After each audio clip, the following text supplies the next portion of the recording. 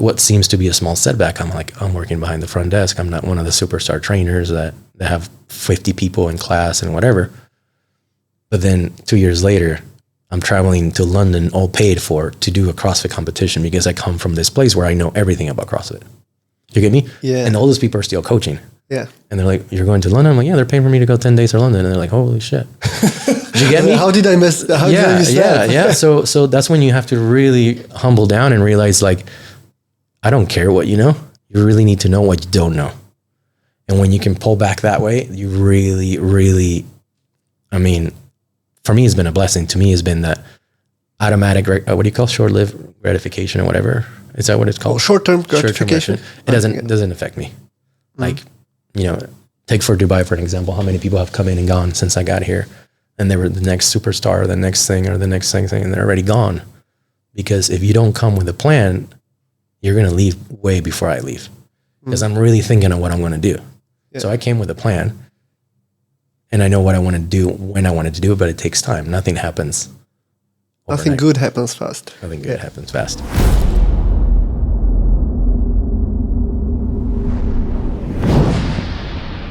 Hello and welcome. Today I'm here with my friend Diego. Hello, how are you? Welcome.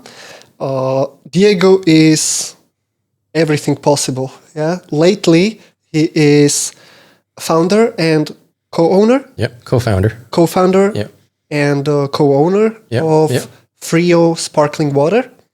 And he is very, very well known in the region for in his role in fitness, which is very unique, and also the whole journey towards it.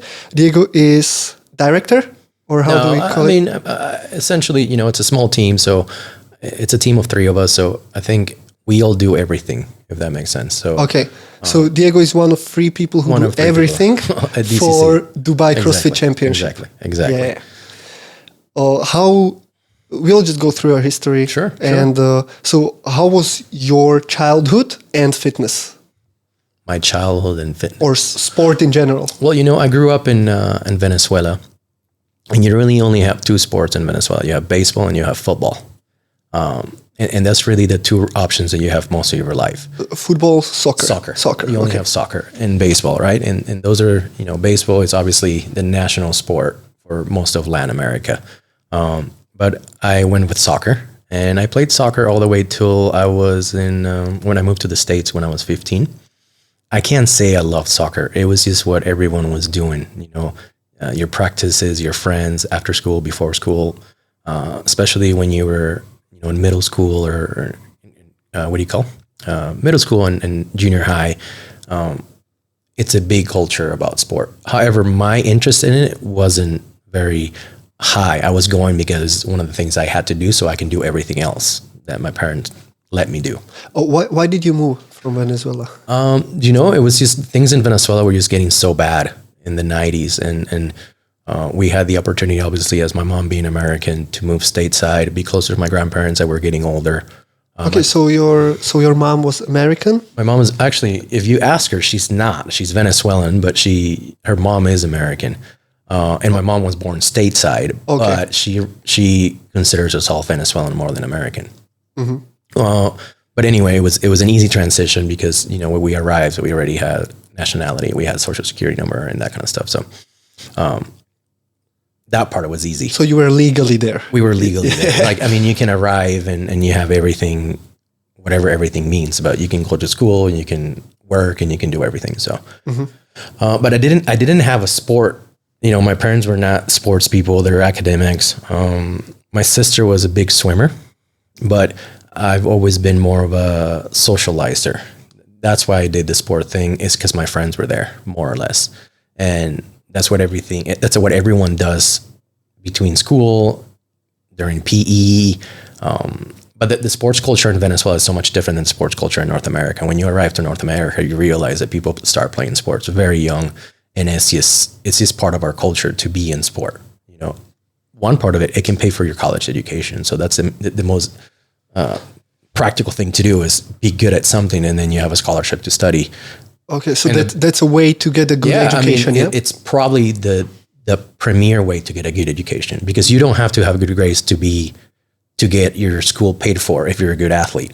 You know, it's business, right? And the universities want to attract the best players. So I don't know how it is now. I've been out of college for 16 years. What did you study? I studied political science, Spanish, and international studies.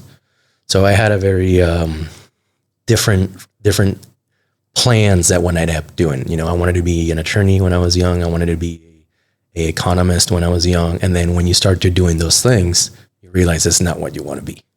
Okay. And I was lucky to find that out very early. I because of my work study in university, I had an opportunity to work in a law firm. I had an opportunity to work with a bank, and I just really realized what I didn't want to do with my life, and was follow that path. Well, that's many times the first step, to realize what you don't want to.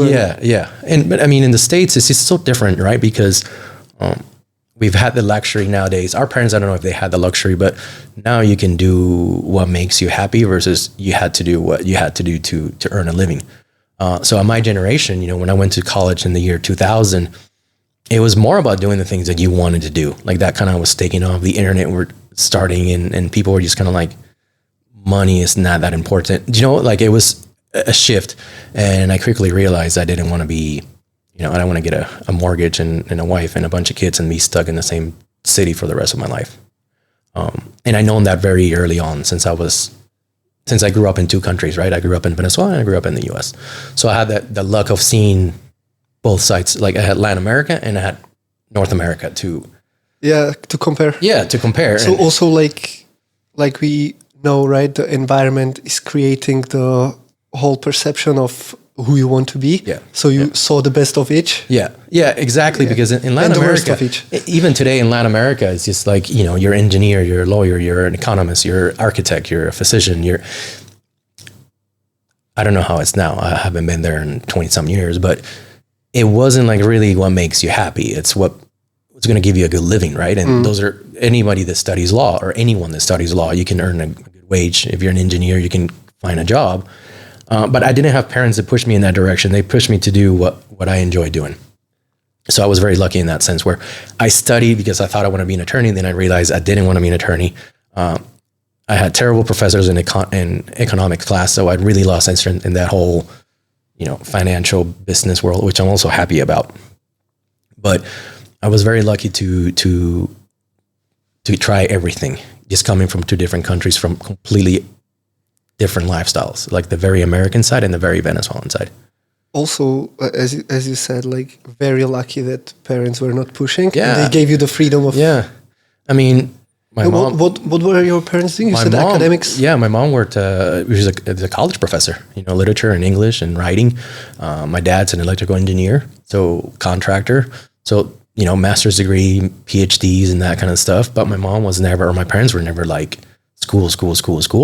And I never really enjoyed school. Like I didn't learn in the classroom. I learned everything that I know today is from everything else that I did outside of the classroom, to be fair. I couldn't pass, you know, the LSAT I did terrible, and the SAT I did terrible. Like all those measuring tools of things, I couldn't be bothered to do any of that. I'm kind of familiar with the terms. Yeah, but standardized testing. Yeah, is it more like critical thinking based, or it's memorization? The LSAT is critical, which is the law entrance exam. That is very critical thinking. LSAT, not the LSAT, the ACT is to make sure that you remembered everything that you were taught in high school. So from literature to English to math to, you know, because I came to the States when I was 16, I repeated my 9th grade. So because I didn't speak English, so I had to learn English. So I redid. Really? 9th grade. Yeah. So you came. Yeah, I knew how to say hello and hi and bye and. Really, because like for me, you have very, you know, American this classic accent. American accent. No, I didn't speak in Venezuela. It wasn't good to speak English. Like, you know, having an American mom wasn't like a bonus. Like in Latin America and most of Latin America, again, this is when I was growing up. Americans haven't been like the thing that people aim to be. If anything, everyone went to Europe. So if you're Latin American and you wanted to do anything in your life, you went to Spain, you went to France, you went to England. Really? You didn't go to, yeah. it was seen as more prestigious than going stateside. Like Americans have been seen as like imperialist. And in Slovakia, that's the everyone. Not for everybody. Like West for sure. Yeah. Or Japan. Japan, maybe. Yeah. But that's not that common. But definitely West. Germany. But we were until 1989. We were the west border of Soviet Union. Sure. Yeah, we actually had the border with the bad West. So everybody kind of, or maybe not everybody, but many people kind of like knew that what they're telling us about West might not be 100% true. It's not that terrible there, And you have these former Soviet Union athletes who were like, I was always told that US is the worst, and then I come there and I drink Coca-Cola and eat McDonald's and I don't want to do anything else ever. You're set. Yeah, that was the mood. So everything on the West was always considered maybe good, maybe better. France, not that much. We had, because again, even part of the Germany, the eastern part of the Germany was part of the Soviet Union. The German language wasn't that off limits. If somebody spoke French, that was weird. That was very rare. You didn't have too that far. It was too far. Also culturally, maybe, and generally. And US, of course, it was the dream. The movies. Canada. Canada and the US. We didn't even have the movies.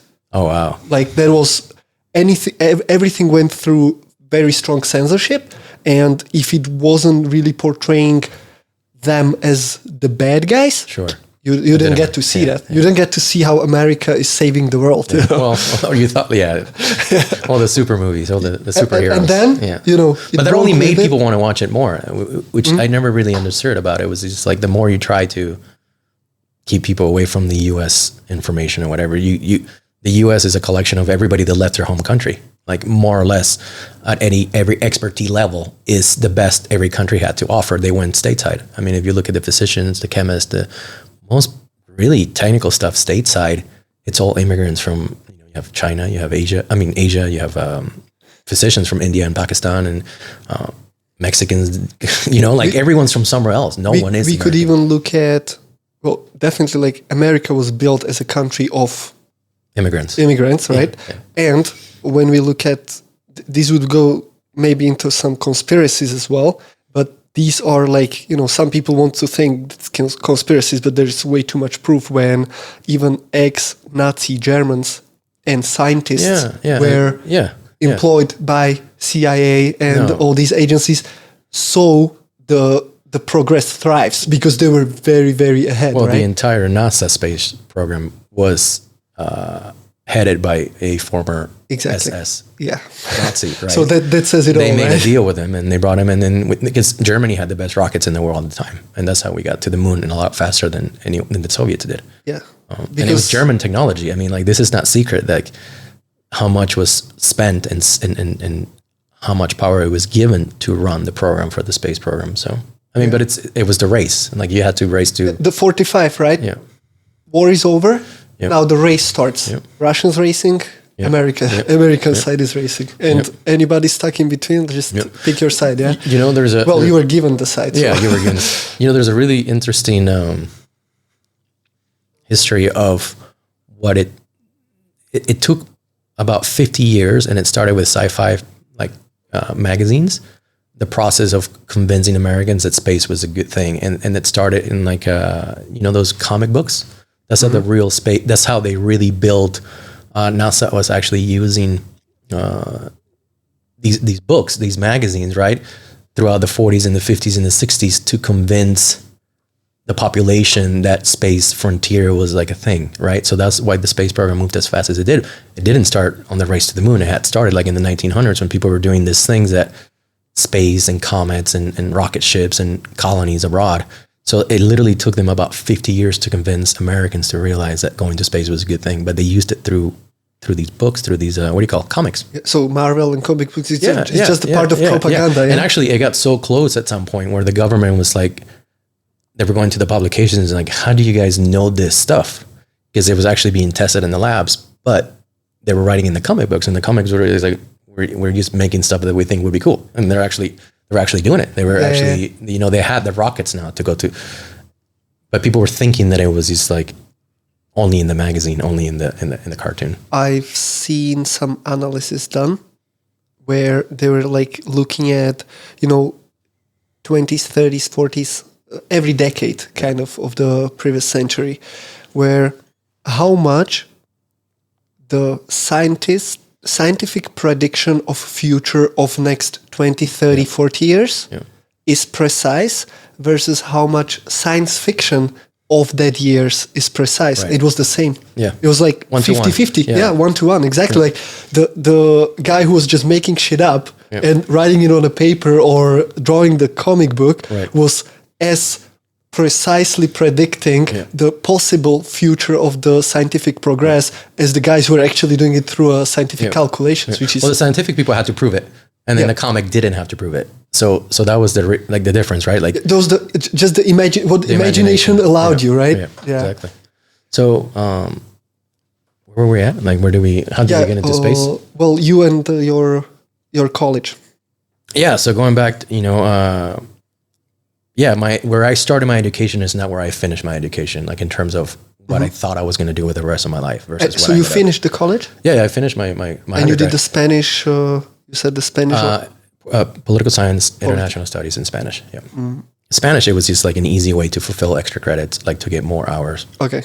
But it was a liberal arts college. So basically you created the curriculum that you wanted to study. This liberal arts college allows you not to be in such a like structured in terms of like a public university, like a 4-year where you have to do, if you want to be a scientist, you have to do this, or if you want to be a doctor, you do this.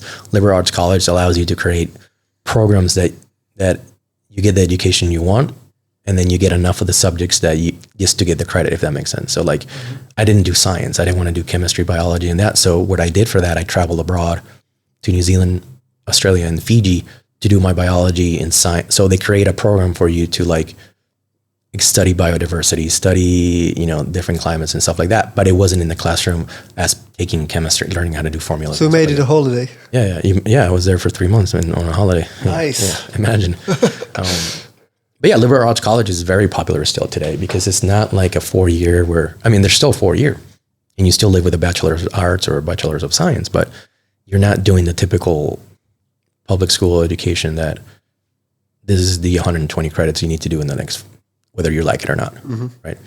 So it was really good for me. I needed that flexibility. I didn't want to be in the traditional classroom with, the public schools, you're looking at 2,000 or 3,000 people in a classroom. I had 30 in a big class. And I needed that. I needed that because I would have never finished in 4 years had I gone to a public school because of the size of the campus and this, like no one really being holding you accountable. And I needed somebody to check on me and say, okay, so that discipline part? Yeah. I needed my professors to be like, where were you yesterday? Like I needed them to email me if I wasn't in class. Okay. You get me? You don't get that in a public university. So it's too many. It's too many. Yeah. You have University of Texas, that's like 80,000 undergraduate students. And how many universities are in Texas, right? So you have University of Texas. In Austin, you have A&M and you have Texas Tech, and those are all 50,000 to 60,000 student campuses, undergraduates. There's 40 million people in the state of Texas, so. All right. But so you can go to the state schools. Yeah, there's 5 million people in whole Slovakia. So imagine. Good. When you finished the school, you finished the studies. What happened next? Like you followed some plan, or you just? I finished college in 2004, which was a very tough time in the U.S. because 9/11 happened in 2001. And 2004, we were still trying to get like back on traction after 9/11, right? So there was a lot of emphasis in the military. There was the Iraq War, there was the Afghanistan War, and it was very hard to find work. You could find work. I got banks and real estate companies and that kind of stuff, but I didn't even entertain it. And I found myself after undergrad, you really couldn't do anything with a political science degree. What are you going to do? You can go work in the Senate, you can go work Washington, D.C., you can get into government, or you can go to law school. But I chose the difficult way, and then I went through the bar. I went and started working at a bar after I finished college, and I worked at a bar for about 7 years after college. Can you explain what that means? Bartending. I worked behind the bar. Oh, like that? At a sports bar. Yeah. Like making drinks. Yeah. Okay. Yeah. I worked. Oh, wow. Well, when you said like it was I was like, what bar to pass? No, like literally a bar. A literal bar. Okay. Selling wings and serving beer for 7 years. For 7 years. And I made phenomenal money. Like phenomenal money. On tips? Yeah. Well, you're talkative, right? So. Huh?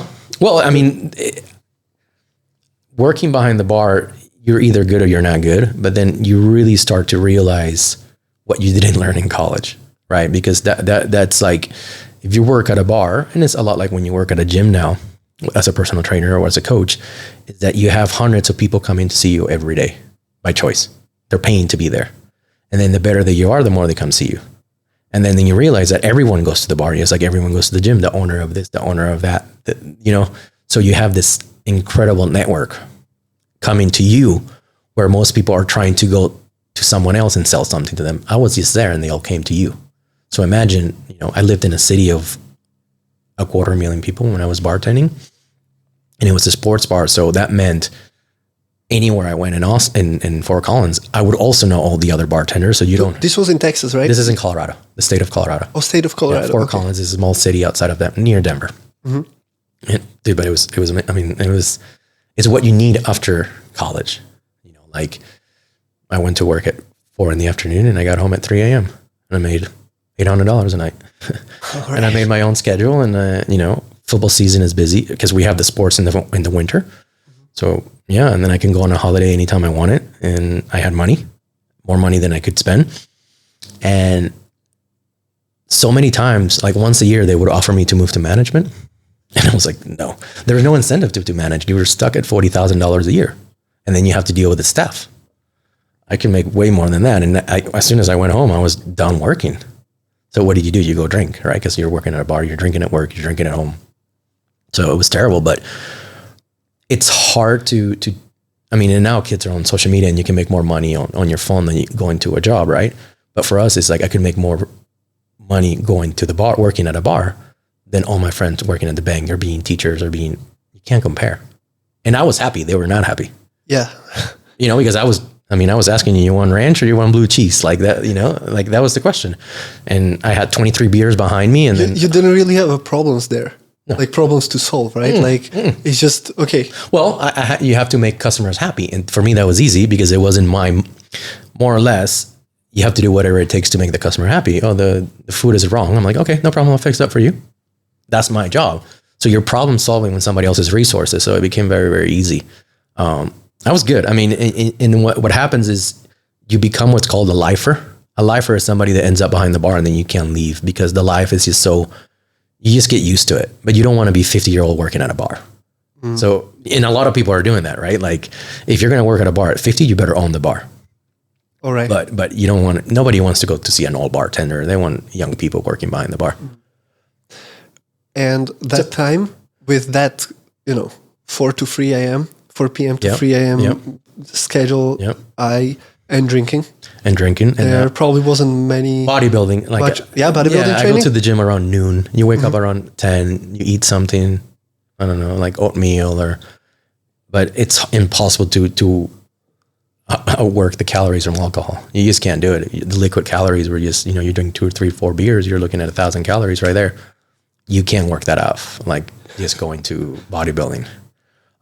So I was pretty heavy. I got really, really heavy. Oh, really? I thought I was fit. Like I felt fit and I had muscular mass, but I wasn't fit. And that's when I found out when I started doing CrossFit. Like I looked athletically well, but I didn't move well. I was just very heavy. And but you are not like overweight. No, I wasn't overweight. Okay. I was husky. All right. And I've been lucky, like my height. Thick, my height has always been able, I can get away with carrying a little bit of extra weight, a lot of extra weight. But I wasn't in shape. I was muscular, but I wasn't in shape, if that makes sense. Yeah, absolutely. But it was just wings and beer. And in Colorado, it's gluten, like local beers. So they're wheat beers. They're not like your Budweiser's or Coors Lights. They're like real beers. So you have 2 or 3 of those a night, and it's just like 500 carbohydrates or grams of carbs per beer. Nothing that bad. But you know what I mean? Yeah, I know. Yeah. I mean, the numbers are not important, and it probably wasn't always only 3 beers a night, right? No, exactly. And it's a bad habit of, going to bed late. So at that, that's also right. Like once the sleep is messed up, the metabolism is switching. Yeah, because you're getting to work at 4 or 5 in the afternoon, and then when you're at work, you don't stop. Like working the bar, you're busy, especially with keeping. I had about 25 people in front of me. Like I had 25 chairs in front of me, and you have to manage all of them. And then you have to manage the 8 or 10 other servers and make all the drinks for everybody else in the bar. So when you're working, you're working. All right. You're not really sitting down. Yeah. So it's not like feet on the table and $800 a night. No. Yeah. The way you made a lot of money was because of the tips, but also the best you were at that, then everybody else also made money if they got their drinks out fast. Mm-hmm. So, because then all the other staff has to tip you out too. Mm-hmm. So, but yeah, you work, it doesn't seem like, okay, you're just making beer and making drinks, but like you do that for 9 hours and on your feet and you're like, oh man, you're tired. Yeah. And then so what made you to shift from that bodybuilding to CrossFit, or how you found out about CrossFit? It was a complete accident, and it was, that's the best one. Yeah. It was, in 2007, 2 things happened. I got in trouble for drinking and driving. I was drinking a lot, like I've always had since I went to undergraduate, which is normal. You just drink every night. And I was driving, which is also normal. And I got in trouble. I got pulled over in the winter one night, and I spent like 6-7 hours in jail.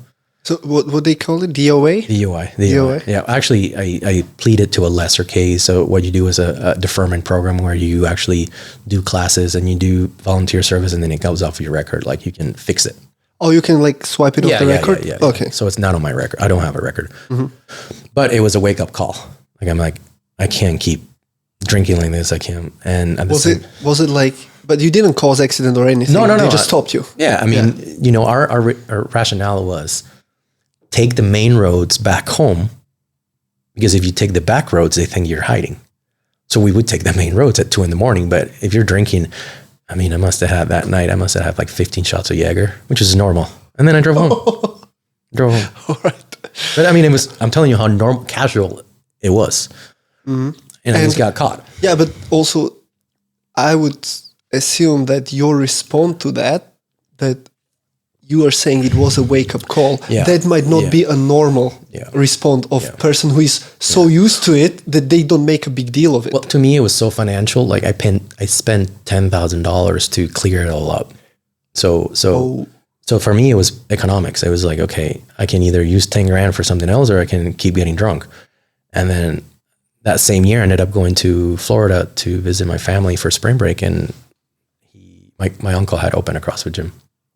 So I did the warm-up, I threw up, and then I spent a week there in Florida. Do you remember? What was it? The warm-up must have been a PVC pipe warm-up. Like I know a lot of people say something like Fran or Helen, or like I didn't do anything like that. I just threw up in the warm-up. Okay. And I thought I was fit because I looked like I thought I looked good. So I went back to Colorado after a week in spring break, worked out every day. And then I said, I need you is there one of these gyms, any of these CrossFit gyms near me? And there happened to be one like 1.5 miles from my home. So I lived like in this suburb, and it was my house. The CrossFit gym was like 1 mile from my house, and my work was also 1 mile away. So I lived in this 3-mile radius, perfect triangle. Mm-hmm. And I go there, and I'm like, how much? They're like, how much is this? And they're like $150 a month. And I'm like, oh, okay, I can make that on a Monday morning shift. Like that's okay, no problem. And then all my friends are like, what are you doing, dude? It's like $25 a month at this gym over there. I'm like, no, dude, I'm going to do this thing. And it was super dodgy. It was like next to the train tracks, and all like these, not rejects, but like these people, like not, there were software, a lot of people from HP, a lot of people from Kodak, because Fort Collins is known for technology. Mm-hmm. So there's a lot of people from IBM. What year was this? 2007. Wow, that's one of very early affiliates, right? The guy had just opened. He was training people in his basement with kettlebells, which I was glad. I'm like, I didn't want to go to the guy's basement, but they were all HP and IBM engineers, and so they were like off the grid people. Like they were, nerdy, but they were fit. And I'm like, man, these guys are like doing some cool shit. So I was hooked. And I wasn't hooked on the physical side of it. I thought financially this is going to change. Like down the road, you had a 24-hour fitness that had every piece of machine you could think of for $24 a month. And it was open 24 hours a day, right? I had that free because I recommended so many people. They had a reward program where like every time you refer somebody, you get a free month. I had built up to like 48 months of free membership. Because I worked at a bar. You see what I mean? Good business model rotation. So for me, nice. The dots were just connected for me. So going to the CrossFit gym, I had to pay. But it was the best thing I could have done because I saw the people that were going to the CrossFit gyms. I'm like, all these people that I thought so highly of because I was just a bartender. And these people are like engineers at some of the biggest companies in the world. Like, you know, like, I'd be like, where are you working? Like HP. And I'm like, what are you doing? Like, oh, you know that printer you have at home? I was like, we designed those. And I'm like, you know what I mean? Like, and you have Kodak and you have Apple and IBM. And so you're dealing with like intellectual people getting fit. When CrossFit started, it was like that. It was, everyone had like, you would like significant income. It wasn't like the early adopters were like a significant class of people. Well, because it was premium. Yeah. It was $150 a month. Exactly. The price gap was, and it was hard work. It still is, right? And it was hard work. It still is very different, right? Also, I would say, and now I don't want to like, you know, because in my hometown, it's same, you know, like people who come to a CrossFit gym, even though nobody there, as far as I know, is affiliated, it's very dodgy. Like nobody's going to, you can use the name CrossFit, you don't have like, it's like on and off. Anyway, if you know, like my brother has a gym that is not affiliated, or like he's running a gym that is not affiliated, but they don't use the name of CrossFit. Right. They don't have to. You know, nobody, I mean, really nobody gives a rat's ass about if it's called CrossFit or not. Sure. They do the methodology, they use the methodology. Yeah. They are all coaches there are certified. Right. And, but yes, it's not, it's usually the higher middle class up who the people who are coming there because just for the pure price range, right? And you know, I had people that spent way more money in the bar and they would say they couldn't afford a CrossFit gym, right? But you were spending that money in the bar anyway. I had people, you know, most of my regulars would come see me 5 days a week before they went home every day after work. That's what bartenders do. Like I had people that see my cars in the parking lot and they would come and stay to have 2 or 3 beers before they go home every day. And I did that for 7 years. Imagine, I mean, I went to funerals, I went to weddings, I went to baby showers, all through the people I met at the bar. But I wasn't saying it was cheap for me. Yeah, $150 a month. It was the same as a tank of gas for my truck. But I made a deal with the owner. I was like, okay, can I clean? And then so now I was cleaning the gym and then I had a free membership. So I also like subsidized that just so I could have more money. So, okay, so that 150 was still, a month was still worth for you to spend the time cleaning there, yeah? Yes. Yeah. So I wanted to learn the business because when I was going in there and I was seeing all these people like come together, they didn't have to, and it was hard. And they kept coming every day and they paid $150. It's like, man, this is I really thought it was going to change the world. I was like, this is crazy. Like I've never felt like this going to the gym. Like I've never thought I'm going to go to bed early. So because tomorrow we're doing something stupid at 6 a.m. Imagine we have winter in Colorado. So like in October it starts to snow and the snow is there until April. So you're working out outside. And you were working out outside? Yeah. Well, some of the workouts you have to run. Oh yeah. Right? Yeah. So, and it was so early in the morning, the city hasn't cleaned the sidewalks yet. So you're running in the snow and you're sleeping on the ice and you're running back in. But just the way people were doing it and the way they felt was so, you knew something was going to happen, you know, and I thought I need to learn the business. Like there's something here. And I'm like, okay, I don't want to be a coach. I hate coaching people. I don't want to teach anyone how to do anything. I don't want to own a gym that makes me like I have to stay here for the rest of my life. So what is the business? And then you realize is what happens inside the gym is what can you sell? So, you know, the supplements, the beverages, the apparel, the entire ecosystem that created. Because people sometimes think of CrossFit as like, whether they like it or not, it's like, oh, there's this workout, but they've been around before. Everybody's done it. No one really organized it the way Greg did. And no one really realized, and I think it was accidental, the fact that they had 15,000 gyms all around the world speaking the same language, even though they were in 150 different countries. No one there today at CrossFit can figure this out. Like, you can take the best executives in the world and say, roll out a business like this. No one will be able to do it.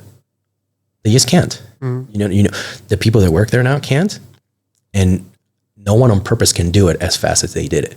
Because even big corporations like Starbucks and McDonald's, they struggle to have the consistency that you would have here, that you would have in LA. The idea is that it's supposed to look like the same and smell the same, right? But it's not. And imagine CrossFit did that without any business coaching, without any real blueprint to do it. They just said, open a gym and do whatever you want there.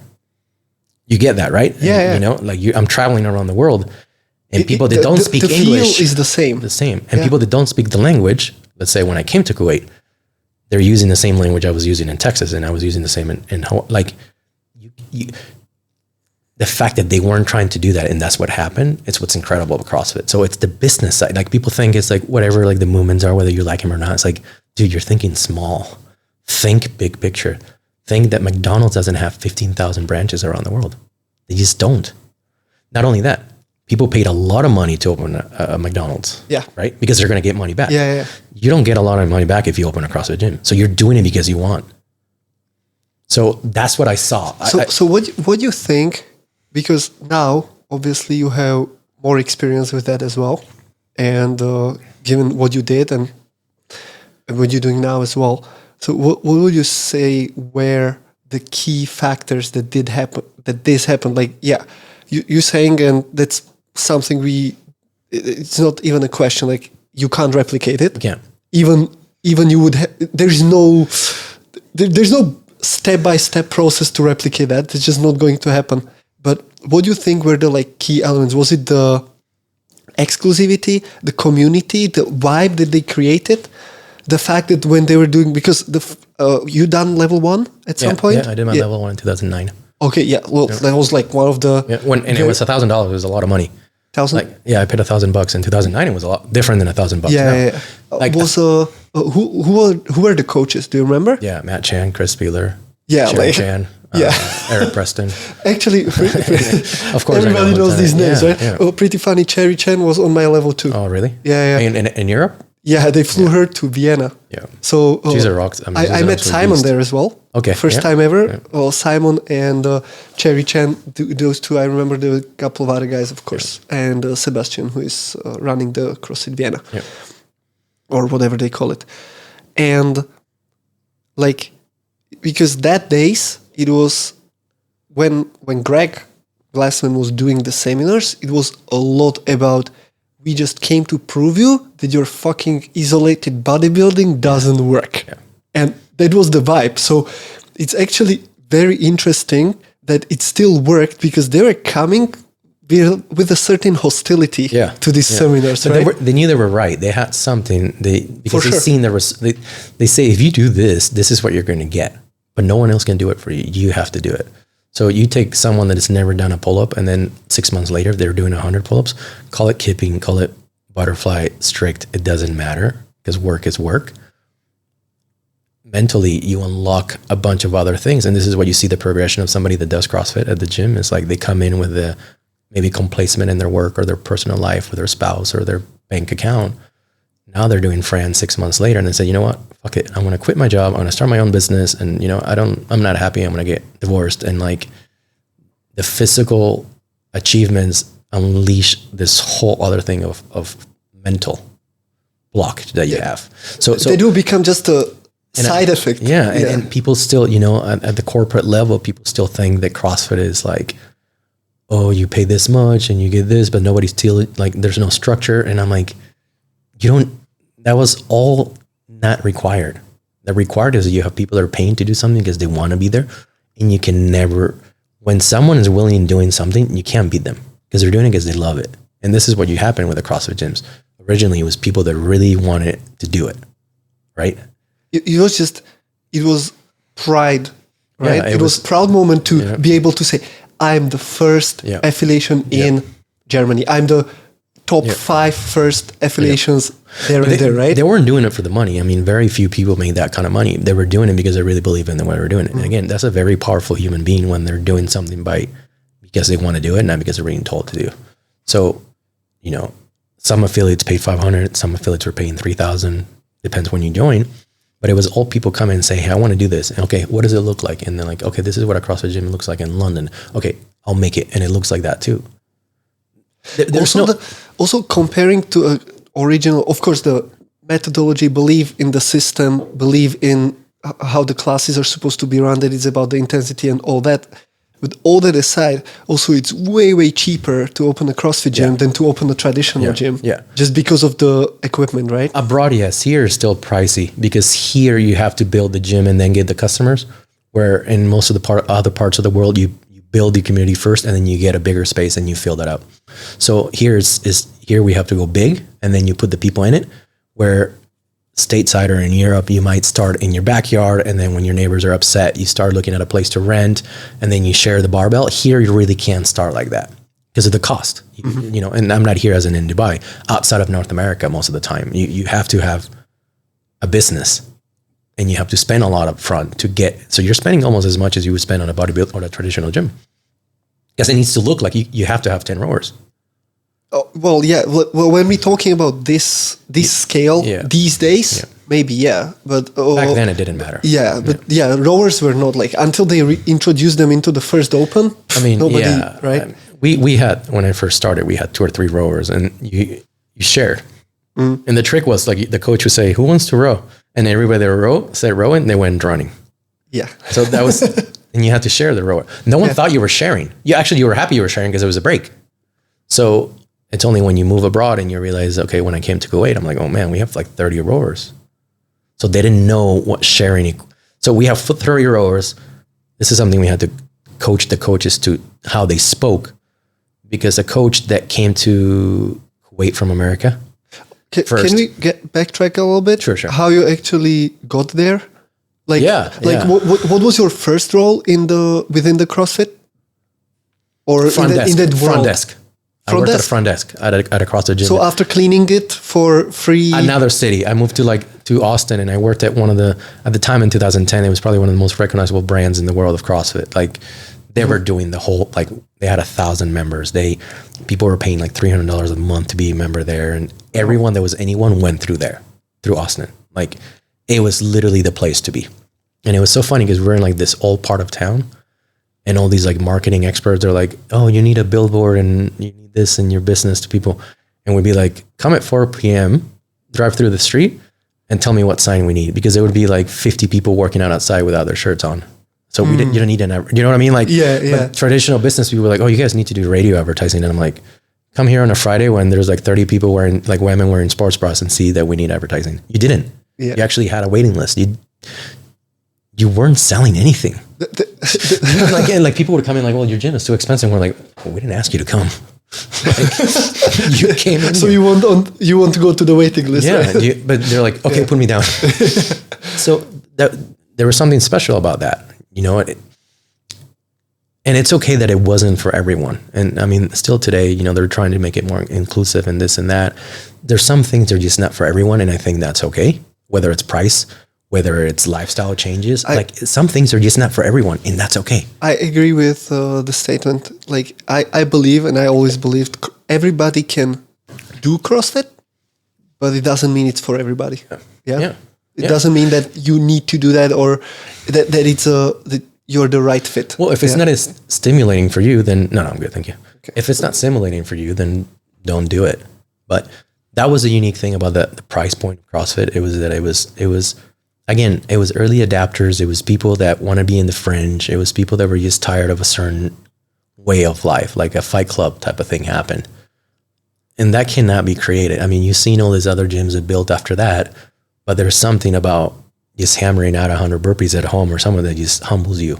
And it's not the music, it's not the candles or the smell in the gym or the bathrooms. It's just, if you really want to find out who you are, you have to do something like 100 burpees as fast as you can, and you will figure out who you are. I remember when I started to work for a first gym as a as a coach, there was like some kind of emergency situation where I had to step in and take a maybe a little bit bigger role than I was even expecting and ready for. Yeah, but you learn as you go, right? There was another option that time. So I was coaching there. When I started, first 2 weeks, I was coaching 5 classes a day. Basically all classes that were there, 3 in the morning, 2 in the morning, 3 in the afternoon. And at the same time studying for my final exams at school. Oh, wow. And it was like but it all turned out well. I remember because the gym was freshly built, freshly opened. And one of the members' wife, she was turning with the bar and she like chipped off the wall. This pillar in the center. Yeah. And I was like, oh shit, I'm not going to be praised for this one, but the guy who was super, super nice and he's very handy, he came and he fixed it next day. Oh, wow. He just he put some, whatever mass into it. He was like, do you have like the paint left over? So he found the paint. He even painted it. Yeah. And then when I was talking to the owners who came eventually and they were like, oh, we heard there was an incident. I was like, yeah, it's fixed. And they're like, oh, okay, well, okay, next time, don't bother. Like, this is how you create the stories of the gym. This is like, just keep it. It can be a little bit bounced. And that vibe was, for whatever reason, it was always attracting people. They wasn't always like polished and shiny and everything. It was like pool of the sweat on the floor. Yeah, dirty, smelly. Yeah, dirty. Yeah, exactly. I mean, the gym in Austin, where I used to train before I moved to Kuwait, they still have like outdoor showers, and it's just like those wooden, it just covers like the torso, but your legs are exposed and your head is exposed in the shower head. So, and then everybody showers there. Nobody thinks there's no AC, definitely no AC or heater. You can't afford to run that. Yeah. But at the end, it just doesn't matter. Like if that's what you want, fine, go to a club that has that. But ultimately, I think people just have to find it and figure out if it's for them or not. If it's not for you, it's okay. The price helps with that. And that's what I like about it. It's just you either really want to be there or you don't want to be there. So what do you value the most? If you make it 50, if you make it 40, then you have a bunch of people that are just taking space and wasting your time because they really don't prioritize their health that much. Yeah. If it's like buying it's not worth for them as much as for the one who is willing to pay $300. And it's like buying fish oil. Like if you're going to buy fish oil, you're going to take it every day for the rest of your life. Probably buy the most expensive or like the most premium you can find because that's how much it's worth for you. Don't go for the cheapest option you know what I mean? Yeah. In the sense of how big of a priority is it for you? What are you willing to give up to have that $50 for that membership or that $150? So for me, it was easy. It was no alcohol and that was my $150. And for some people it might be cigarettes or tobacco or anything. Where is that $150 from? And I'm not saying not everyone has it. I get that. But I cleaned the gym so I didn't have to pay. I was willing to. It was that important to me. I said, okay, I can clean the gym 5 days a week. And people are going to be like, oh, you're going to clean? I'm like, yeah, I don't have to pay for the membership. Done. I have the keys to the gym. So like, you know what I mean? Like, what a deal. I didn't think twice about it. To me, it made sense. I'm like, okay, it's worth it to me this much. But what if I clean and I don't have to pay? Okay, I'll do it. It was important. Yeah. So I did whatever I did to do. And then you got the front desk role somewhere? So I was working at the front desk. I went to this gym and it was the Mecca. I said, I want to work here. And said, okay, you can work at the front desk. But the gym was turning over $175,000 a month in the summer. So do you think I was working the front desk or I was learning how to run a multi-million-dollar business? I was cutting the grass. I was doing the folding t-shirts. Everyone was like, oh, I want to be a coach. I get paid $100 an hour. I'm like, okay. You only get paid when you're on the gym floor. I want to learn how to pay you $150 an hour. Mm. So do you know what I mean? So I had a plan very early on why I was going there. You zoomed out. Yeah, dude. I mean, like for me, the funny thing is for me, what do you call that? Short-lived gratification to me doesn't exist. Like I can grind it out. Because I try to look as far back as I can look. And I said, okay, I'll work here at the front desk for a year. I know who's coming to this gym that owns everything in this city. I know how much we're turning over every month. I'm going to learn how to do this. That led me to working in London, which then led me to working in Kuwait in like 24 months. So the people... You worked in London as well? Yeah, I did 2 events in London. So, all these, what seems to be a small setback, I'm working behind the front desk. I'm not one of the superstar trainers that have 50 people in class and whatever. But then 2 years later, I'm traveling to London all paid for to do a CrossFit competition because I come from this place where I know everything about CrossFit. You get me? Yeah. And all those people are still coaching.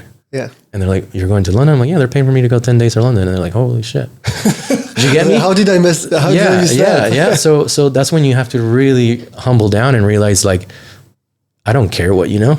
You really need to know what you don't know.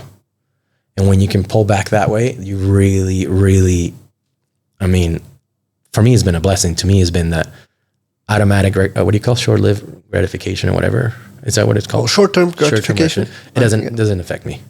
Like, you know, take for Dubai, for an example, how many people have come in and gone since I got here, and they were the next superstar or the next thing or the next thing, and they're already gone. Because if you don't come with a plan, you're going to leave way before I leave. Because I'm really thinking of what I'm going to do.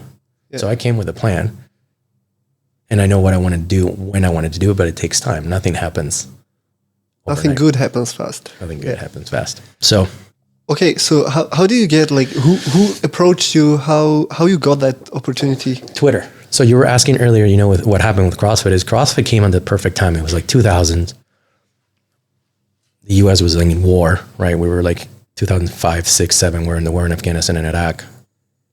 CrossFit started, but also what was happening at the same time was like YouTube, Facebook, Twitter. They were also happening. So CrossFit had this huge subculture of people on Twitter talking about CrossFit. Really? Yeah. Like I still don't have a Twitter account. So. I don't either. I mean, when I moved to Kuwait, I had a massive Twitter account. Like, okay. I spent an obscene amount of time on Twitter. But what you were doing is that you were doing the workouts from the CrossFit forum, from the CrossFit main site, and then you were reading on the main site, oh, this is the time in Korea, or this is the time that somebody got in China, this is the time that somebody got in Japan. And this blew my mind. I'd be talking to my roommates. I'm like, dude, like people in Korea are doing Helen. And some people are like, so what? And I'm like, do you realize that they don't even speak English in Korea today? And this is 20 years ago. But they know what Helen is. They know what Helen was. And to me, that was so like, I'm like, this is something, because Greg wasn't in Korea. He never, they were paying the licensee and they were doing this workouts and they were wearing Reebok, but Greg wasn't there. Do you get me? He didn't know about their existence practically, right? Like, like he didn't even know about the existence of it. They were opening the affiliates. They were granting the licenses. But they were like so into it that it didn't matter to them. But that was the approach, you know, and that's how I approach most of the things. Like, this is what we're doing. You want to do it, do it. If you don't. They never sold the affiliates. They never went and said, sign up. The charm was that people that needed to find it, found it. And then they paid. They didn't want hand-holding. They didn't want email support. They didn't want branding and marketing. They found it and they said, this is a useful tool for me. I'm going to use it. That's it. You remember there was a couple of years ago, and I think it was maybe around the COVID, but I'm not sure why it actually started, but there was a little bit of backfire on CrossFit, like, you're not doing enough for affiliations. We're paying you and you're not doing enough. You're not doing enough. And I was always thinking about it. I found that a little whiny and like lacking your own responsibility, because when you were signing electronically, you knew that your agreement, you knew that. You knew, like, what is it bringing me that they call me CrossFit? I mean, like, if it's not bringing you anything, sign off. You know, but the personal responsibility aspect of it. But if you want all that structure, you can buy a franchise for any business in the world. You want cleaning houses or pest control or McDonald's. I don't care. You get that structure that you want, they'll give it to you. Yeah. But the charm was, or the drop for me was like, they don't tell you what you have to do, which to me is perfect. Like, no one's going to tell me what I'm going to do with my own business where I'm in the ground level, opening and closing the doors. However, I can still use the name of the brand to... But if you're a real business owner, you definitely don't want anybody telling you what to do. So if they were telling them what to do, they would also be upset. Oh, I don't like the way that they're talking to me, that I have to do this. This is my business. So which one do you want? Yeah, you're not going to please everybody, right? Because once you all start, you have 15,000 affiliations and you start to regulate them in a certain way. Half of them won't like it. Half of them will. Or, you know, like, some people will like that part, but not this part. Like you're not going to get any consensus. It was always the part and the origin of the deal that, yes, you can use the name. The requirement is somebody with a level 1 who is the person of contact, right? Whether it's your coach because you want to only run the business and not to be involved within the coaching, but you need to have somebody with level 1. So there is the background of methodology and all that, and that's it. Yep. Go for it. Yep. Address. And I still love it. I mean, you can go in circles and say whether it's good or bad. And it's just like, show me another business model that worked as well as that. People will be like, oh, well, they opened one across the street from another one. I'm like, so what? Increase the quality. Yeah. Like to me, it's just, so, especially with this business now, somebody's like, oh, they're going to copy you. And I'm like, so what? Why does it matter? Like, I've never met a human being that's had enough of one thing not to buy another one. So look at cars and no one stops. So what? Okay. So the criticism with CrossFit is like, oh, they open one down the street. I'm like, okay. Are you worried? And if they leave for $10 difference, that's your fault. It's not their fault. Yeah. So what? This is the magic is people want to be there. So you either do that or you don't. It doesn't matter if it's across the street, it's cheaper, they have free valet. If you really are doing your job, they won't leave. And if they leave for $10, then you don't want them there. Mm-hmm. It's like an employee. If somebody leaves something doing wrong, if it's too many people like that leaving, or you just filtered out the people who are not really invested into your approach anyway. Which is fine. Yeah. Which is fine. And they might find what they like at another place. Maybe it's closer to work. Maybe they like that the coaches there are better, whatever it is. So I still love the model of like, we're not going to tell you what to do. You can use your name. You do whatever you want. Because at the end of the day, why would somebody in Santa Cruz, California, tell somebody in Seoul, Korea what to do? Then the people will be like, well, we cannot find a space that is 30 by 30 in Korea. So you don't want to be told what to do. Look at just a simple example of once Dave Castro told them what to do for a measurement of the distance for walking lunges in the open workout, and people were like, where do I find this big space? That was just for a competition. That wasn't even a regulation towards how to run your business. Exactly.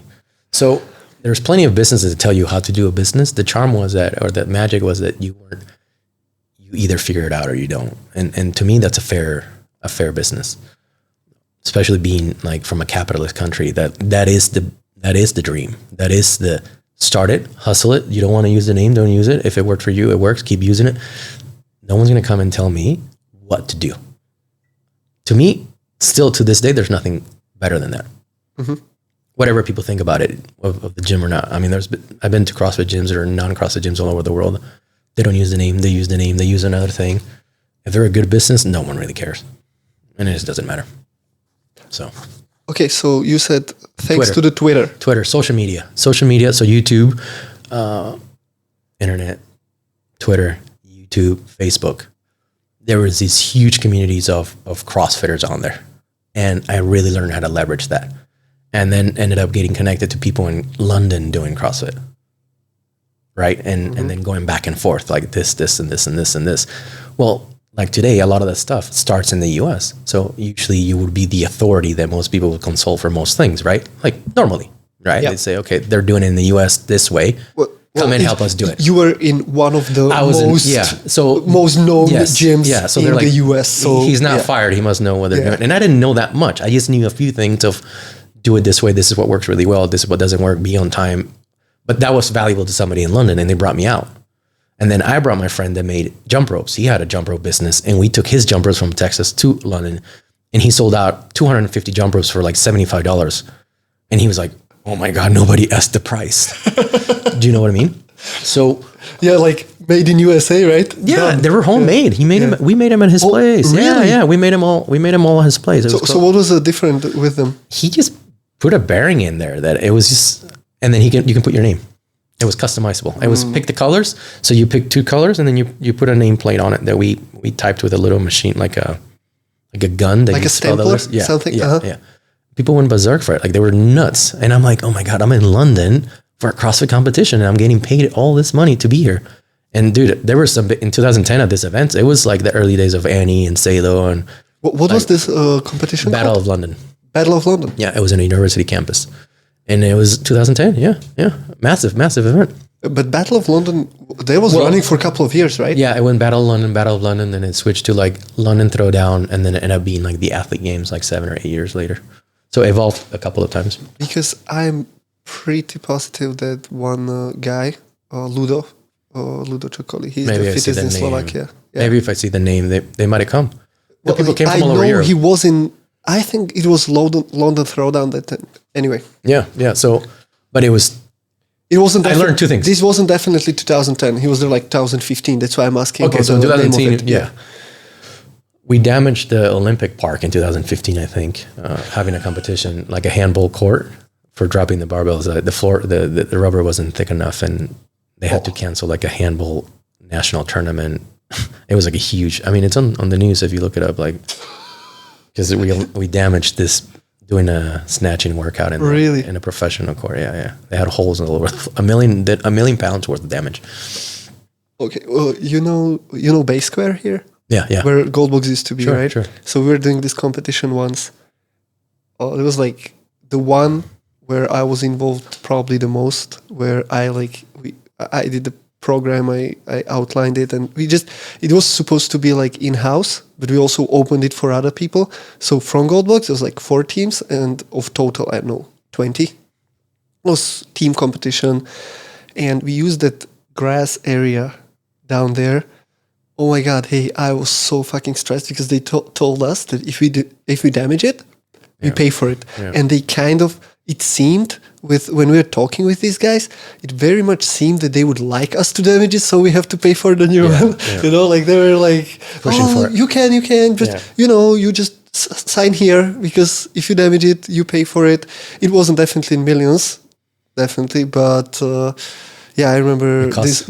It's always a problem. The flooring, whether it's a gym or competition, or that's always a challenge, right? Yeah. Well, I don't have to tell you that. So you damaged the flooring there. Yeah, it was a big deal. I mean, and then they had to dissolve the company at some point and file for bankruptcy, because to cover the expenses, the insurance company was trying not to pay, and it was a huge thing. 2015, I think. And then we bought the event when I was in Kuwait in 2016, and we ran it the last time, I think, in 2016. That's the Athlete Games. Mm-hmm. Now I think it's called European Championships. I don't know who owns it nowadays. I don't know. But, so yeah, dude, Twitter, I learned 2 things. So it was like talking to people from all over the world about CrossFit, and then learning how to leverage brands that wanted to get into CrossFit. So like all your big multinationals, you would just tweet them and you say, hey, we're having this event, this, and this, and this. And you learn the language, what to use. And then they send you 200 pieces of this, or 1,000 pieces of that for your event. And then I learned how to talk to the brands. Said, okay, I want this, I want that. So with all the CrossFit people on Twitter, we would be like, okay, let's buy this at the store, and then start talking about it. And then suddenly the companies start reaching out to you and say, hey, how do we get involved with this? And we're like, oh, easy. So you create like this army of people that wanted to get a product to their event. One of the questions I wrote for you, and I always write the questions, and I kind of always go without it. Yeah. But one was, and you just answered it also with your, because this is very similar, the Twitter thing, what you're saying, that the human skill, that's very similar to what you were doing in the bar. Yeah. You're just doing it online, and you were doing it, you're using that, because you're extremely well connected. Like any name, anybody I throw at you, like you always know. I remember as like an elephant. I have a memory. I think that's you remember everything. You remember, this athlete that year. You always have some stories connected to them. Like how you do that you're so well. You're not only like known, but like the networking you do is just like so efficient. Well, I'm not good at everything. Like I'm not good at math or writing or what do you call grammar or anything else, or singing, or so I think I have extra space for things like that. But it's just for me, it's very easy because I'm always trying to connect people, and it's not usually for myself. So most of the connections, the way networking works is that I'm never really trying to gain anything from it. It's if you can put 2 people to bring value from one another, that raises your stock as the valuable person. So I've never really 90% of the introductions I've made, I've never really made any money off of it, even 100% of them. Like, it's just, can you put 2 people together because a lot of times people don't even realize that like you'll be like, oh, you have a gym and you need t-shirts. And I'm like, oh, I know. I have a friend that makes t-shirts. Most people can't recall that information fast enough. Where like, to me, if you tell me t-shirts, I start to think, I'm like, okay, who makes t-shirts? Like, that's how you get. Yeah. But I'm not trying to get anything out of it. It's self-taught, basically, right? Yeah, I mean. Or you were always like that? It's always been like that. Okay. I think it's been where I grew up or how I grew up, living in a lot, like moving back and forth between two countries. I'm very good at remembering names and faces. But remembering specific things about people that allows me to recall the information fast. But it's not like I didn't. I know that like, you know, to some people, like some people are athletic. I don't have athleticism, but I can remember what somebody does for a living. I know it's not like you're memorizing the name, profession, and you know. But I have just one example. From what you just said, like you connecting people so they benefit mutually, yes. Even though you're kind of outside of the transaction, whatever it is. Wasn't it you connecting Roman Krenikov with your mom? Yes. To help with visa? Yeah. My mom, exactly. You know? Exactly.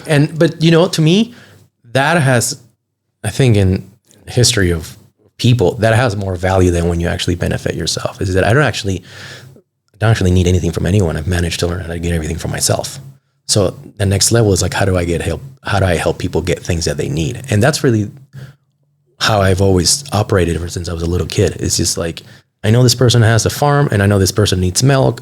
Can you connect them? Because a lot of times the farm owner doesn't know how to sell milk and the milk person doesn't know how to get milk other than if it's not in the store.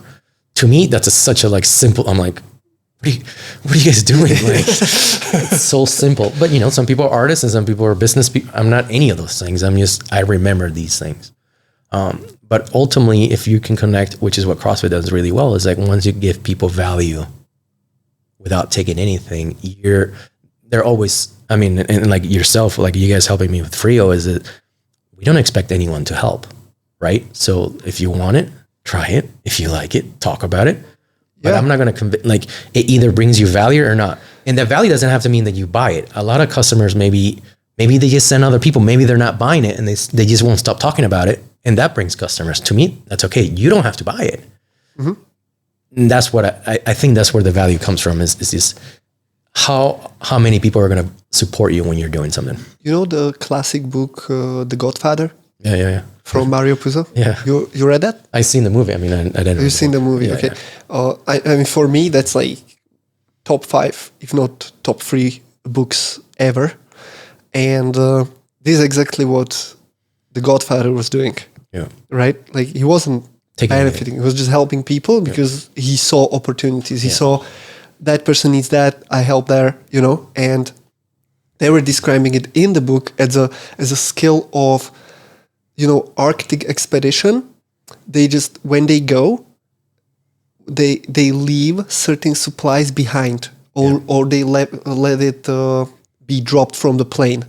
They might never use it, these favors. Yeah. But then if they need to, it's on the way back, it's there. So that was, like you might not benefit it from now, but in case, I mean, Roman Krenikov getting to US visa and basically after 4 or 5 years? 4 or 5 years of always having visa denied. Yeah. And now you helped him. I think he got it after I think we tried to do some stuff anyway, and install it. But it doesn't matter, right? Because you tried to help him. You did your best to help him with the procedures, to understand it, so on. Yeah. Whether he used it the right way or not, that's not as important. But if you will need something from him, he will know that, okay, well, I owe this guy, right? Even though you're not claiming it every time you see him. You know, the real thing is, and this is something you learn I learned in Venezuela, was like,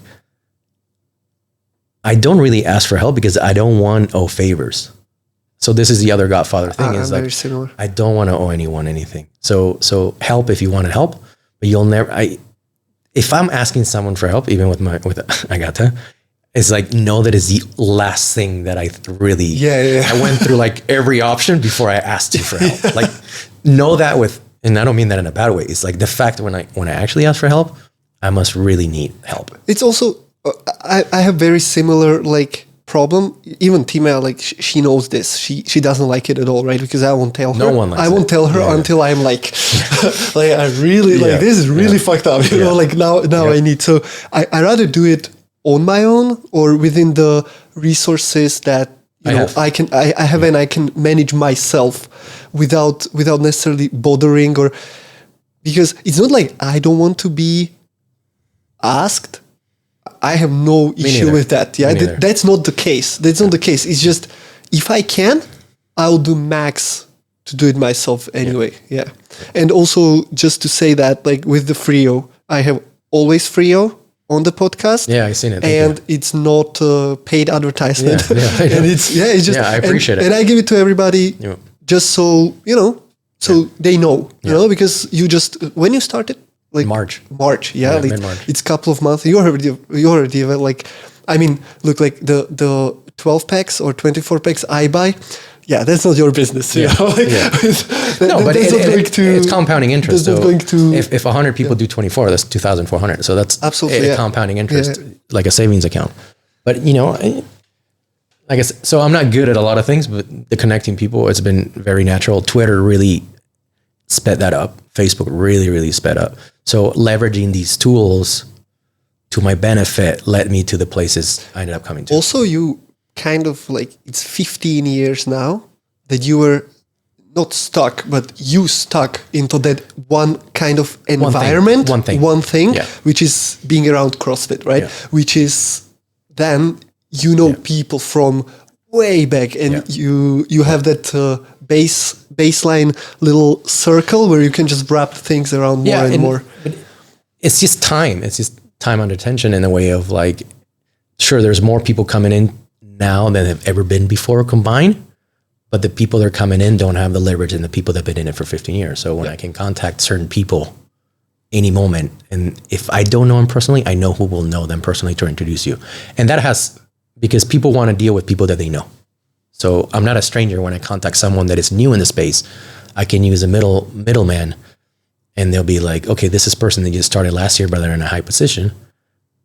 I'll find somebody to introduce me to them, and they can brief him on why I'm contacting them. Does that make sense? Yeah. So then that person has been briefed in a way where like, okay, if this person is recommending this other person, it must be worth their time. Exactly. Yeah. This is something I was reading on, like, I don't know how to, something like psychology of recommendation, that if you recommend me something which will bring huge value to me or somebody, I'm automatically, without thinking about it, making you more valuable for me. Yeah. I mean, and this is it. Like if you make somebody, even you didn't help directly, but you just help them to get the help. That's already bringing your value in both sides up. So we are hunter and gatherers. This is when we're tribal people, right? We're social and tribal and hunter and gatherers. And that's why some people collect so many things, right? Because they're always collecting for a bad day or for a time they maybe need it, even though that day might never come. You keep collecting. But if I told you there's fish in this pond and you keep fishing, you're going to be like, next time I say anything, you're going to be like, well, he told me there was fish there and there were fish there. So if he's saying it's going to get cold tomorrow, you get me? Yeah. So, but that value, especially if they know that I don't get anything from it. And I'm usually very clear. They'll be like, do you know somebody that does this? And I'm like, yeah, talk to them. He's like, what, do you want anything from him? I'm like, no, I don't give a shit. Like, I don't need anything from you. But I'm not saying a couple extra dollars wouldn't be nice every time, right? But that's not the business I'm in. I know there's people in that business. That's not my thing. My thing has been, don't take anything from anyone and don't owe anyone anything. You get me? Mm-hmm. Just help if you can. Yeah. Because a lot of people have helped me to get here. So imagine if everybody that helped me get here had charged me at some point, maybe I would never gone here. So to me, it's like paying it forward. So I'm like, how did I get here today to doing my own water? How many people helped me?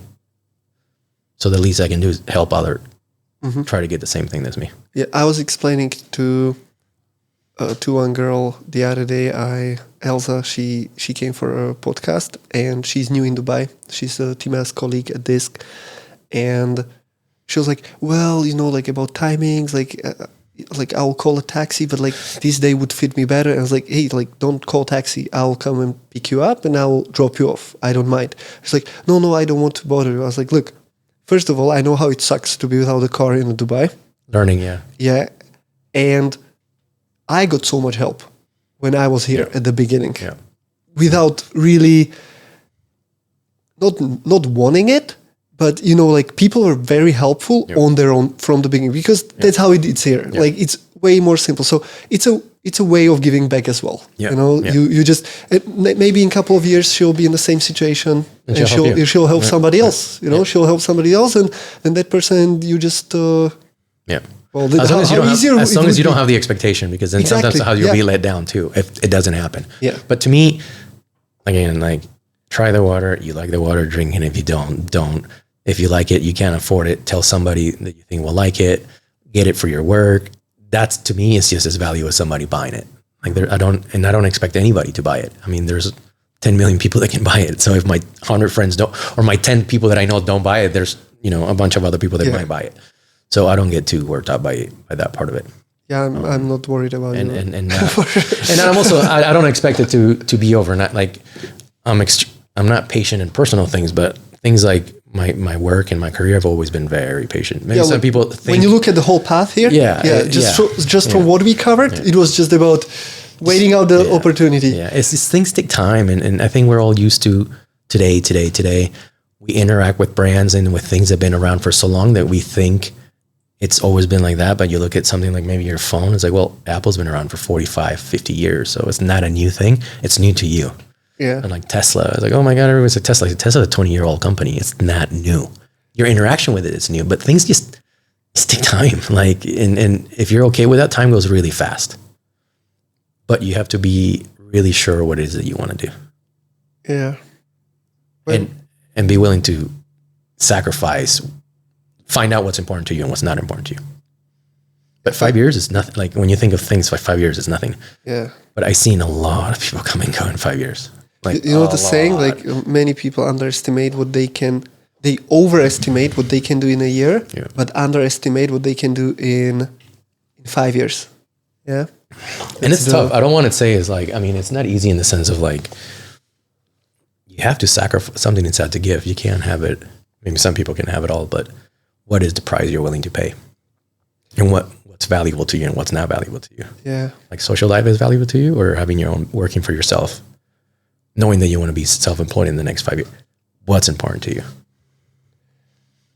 When we go back to the timeline, so you did a competition in London, 2010, yeah. 2010, yeah.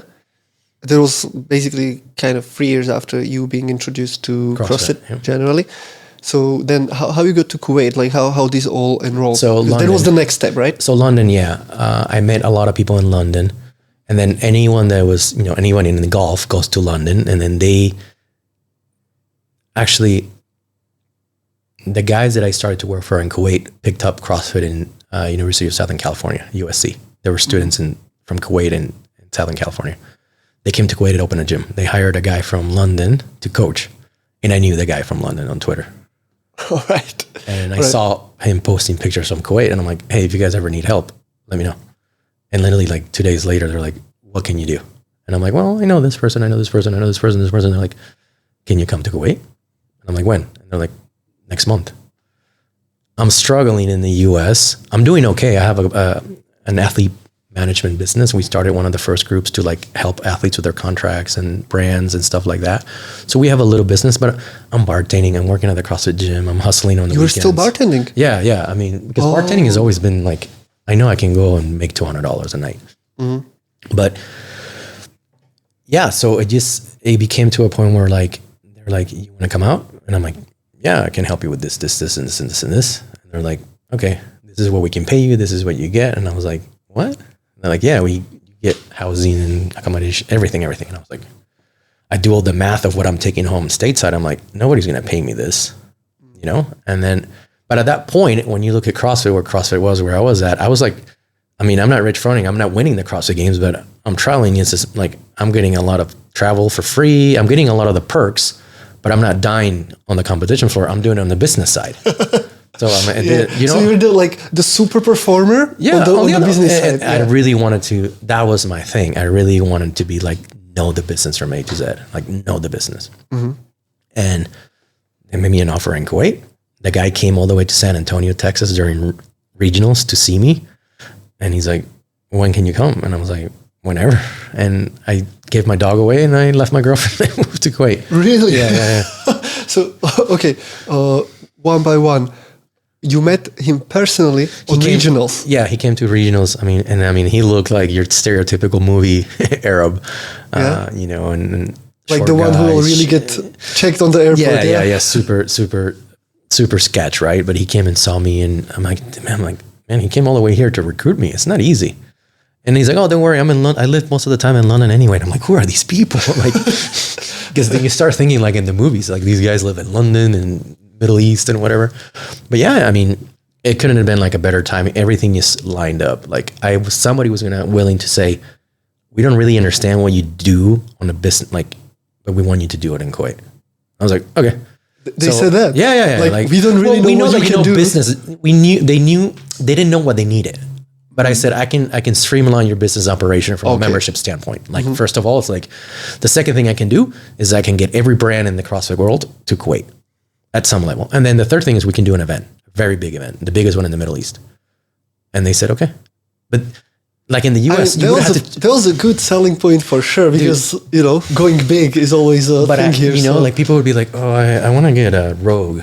I'm like, oh yeah, I know who to email at Rogue. Like, because you can email them, you're not going to get a reply. If I email, I'm going to get a reply. So I knew like that's been happening for 10 years. So the guys in Kuwait literally paid me. I never had a schedule. I never were told what to do. They just let me do what I did. Really? Yeah. They every month I got paid. I had everything I was told I was gonna get. I was hardly in Kuwait. So I like off the leash, just doing whatever you want. What you do. Yeah. And they really gave me a chance, dude. Like, so literally, they're paying you for being you. Yeah, right? yeah. Which for the first time, I didn't like in the US. There's this constant race to always have to be ahead and tell everybody how loud and how good you are. That's how you stay up, right? You have to be loud and forward coming and bragging all the time. And I got to just really do the things I want. I started to help recruiting. I said, okay, we need these type of staff. We need this here and this in here. And yeah, I mean, we built a really good business in Kuwait. I mean, the guys were very, very invested too. You had owners that were like, whatever we need, they'll get it. How long have you been there? 2013. From 2010? 2013 to 2017. Oh, 2013 to 17. Yeah. Okay. Yeah, so 4 years. But yeah, I mean, you know, in Kuwait, the investment that we're going into the CrossFit gyms was nothing like, I think today in the US, it'd be hard to find the gyms that we had in Kuwait for CrossFit. Like we have 5-star CrossFit gyms in Kuwait, like everything. How many of them was there? When I left, I think we had 5 or 6. I mean, we had yoga, we had boot camps, we had CrossFit facilities, we have men's facilities. So it became a huge network. It's still a brand, yeah. It's a massive brand in Kuwait, and they do really well. But they were also the first ones to really do the investment and then fill them up. But again, in Kuwait, it was also the perfect time. People were going stateside. They were coming back. They didn't have the same things that they were used to having at home. So the CrossFit gym became like a place to be. Because you can only go to cinema, you can go eat. What else you can do? You can be home and it's so hot. So the CrossFit gym became like the third mall, right? Like you were home, you were at the mall, and you were at the gym 24/7. And because of the work culture in Kuwait, our gyms are always busy. Always busy. Really? Yeah. Like, I mean, the Kuwait schedule is different than the Dubai schedule. So especially for the public sector. So people have a lot of freedom. And yeah, the gyms were full. We had waiting lists for the women's gyms. You also had a separate... we had a floor. We had 3 floors. So we had kids, men's, and women's. They're segregated. And now when you go to Kuwait, and now there's a bunch of CrossFit gyms, but they're just not CrossFit, right? They have like proper facilities. And like that's one thing about Kuwait and Dubai and the Gulf is just they put the infrastructure in place and then hope that it works. So these guys were willing to put the investment, and then I'm not saying I did anything magic. I just did what I knew. Some of the things that came from a corporate world that I would knew apply for CrossFit business, which is what's missing in most CrossFit gyms today or in fitness today, is that the professionalism of what corporations do really well and applying it to the small business, which is membership retention, how to treat your customers, how to build cash flow management. And, you know, you can be like, oh, I don't want to be a corporate guy. Your bills are due every month. It's a business, right? Your bills are due every month. So you need to really understand cash flow. So when you're, especially with multi-facilities, right? You have 3 facilities. Those are 3 different rents, lighting, water, Wi-Fi, staff, right? And then all the 3 gyms have to operate the same way. I knew how to do that. So I said, but they might have known how to do that in the business too. They just didn't know how to apply it to a CrossFit gym. And I knew how to do that. The guys were in banking and then oil company. So they know corporate. But how do you give a corporate structure and keep it relaxed, so it doesn't feel like a corporate. Yeah. So you were running the infrastructure. So I'm doing the business development more or less. Did you start it like with one only? Yes, when I got there, we had one location, branch. one men's only location. So we had CrossFit downstairs and boot. No. To be fair, I mean, by the way, beautiful gym, like vaulted ceilings, like 5-star, everything. It looked cool. Yeah. In a super industrial part of Kuwait, so you were dodging traffic to like run your 800s and your 400s. But when I got there, it was just more of how do you get staff consistently? We needed staff. That was the first thing. Consistently have staff coming from abroad because you couldn't get it locally. They wanted Americans or English or Germans to be there. But it was to have consistency where, the rah-rah, come in and do whatever you want and do the workout and do the WOD and get smashed. That will work for a little bit.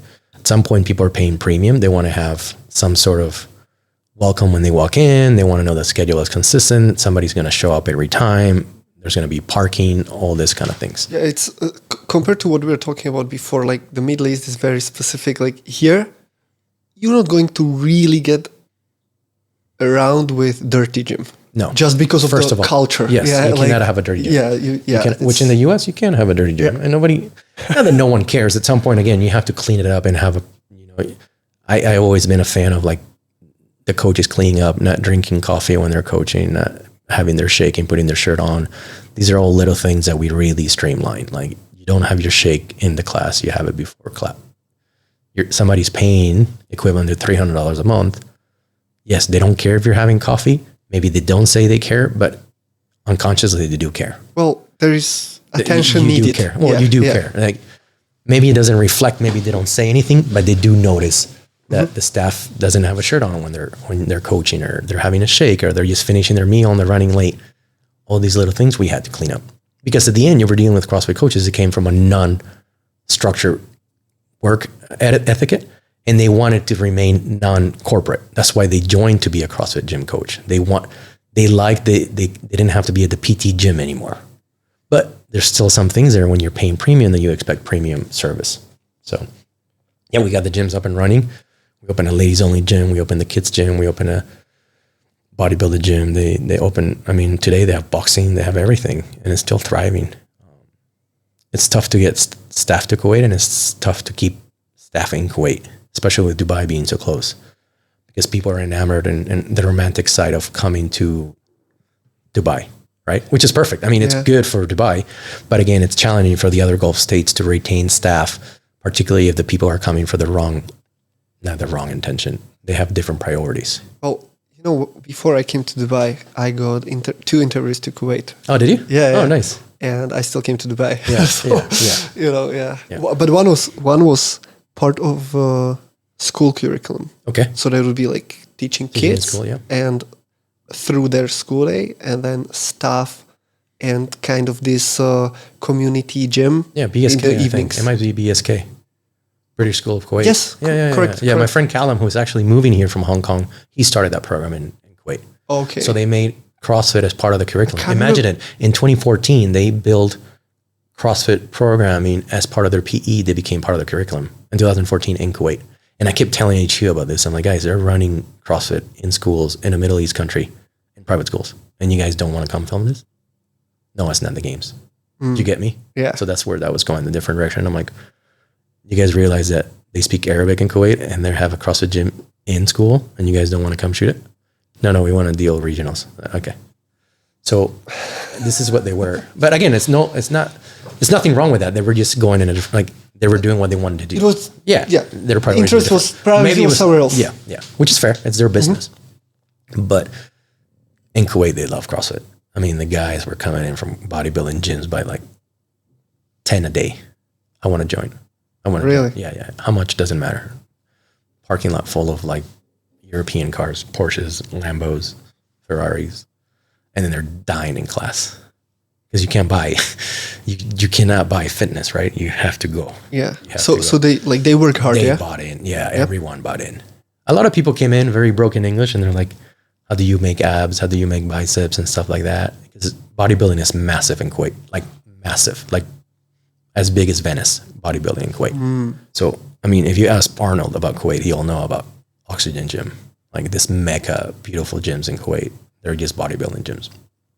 And, but they were committed. The guys were committed, like Kool-Aid drinking committed, like paleo diet, zone diet, Kill Cliff, which we brought, Progenics, which we brought, Pure Pharma, which we brought, Rogue, which we brought, like all of it.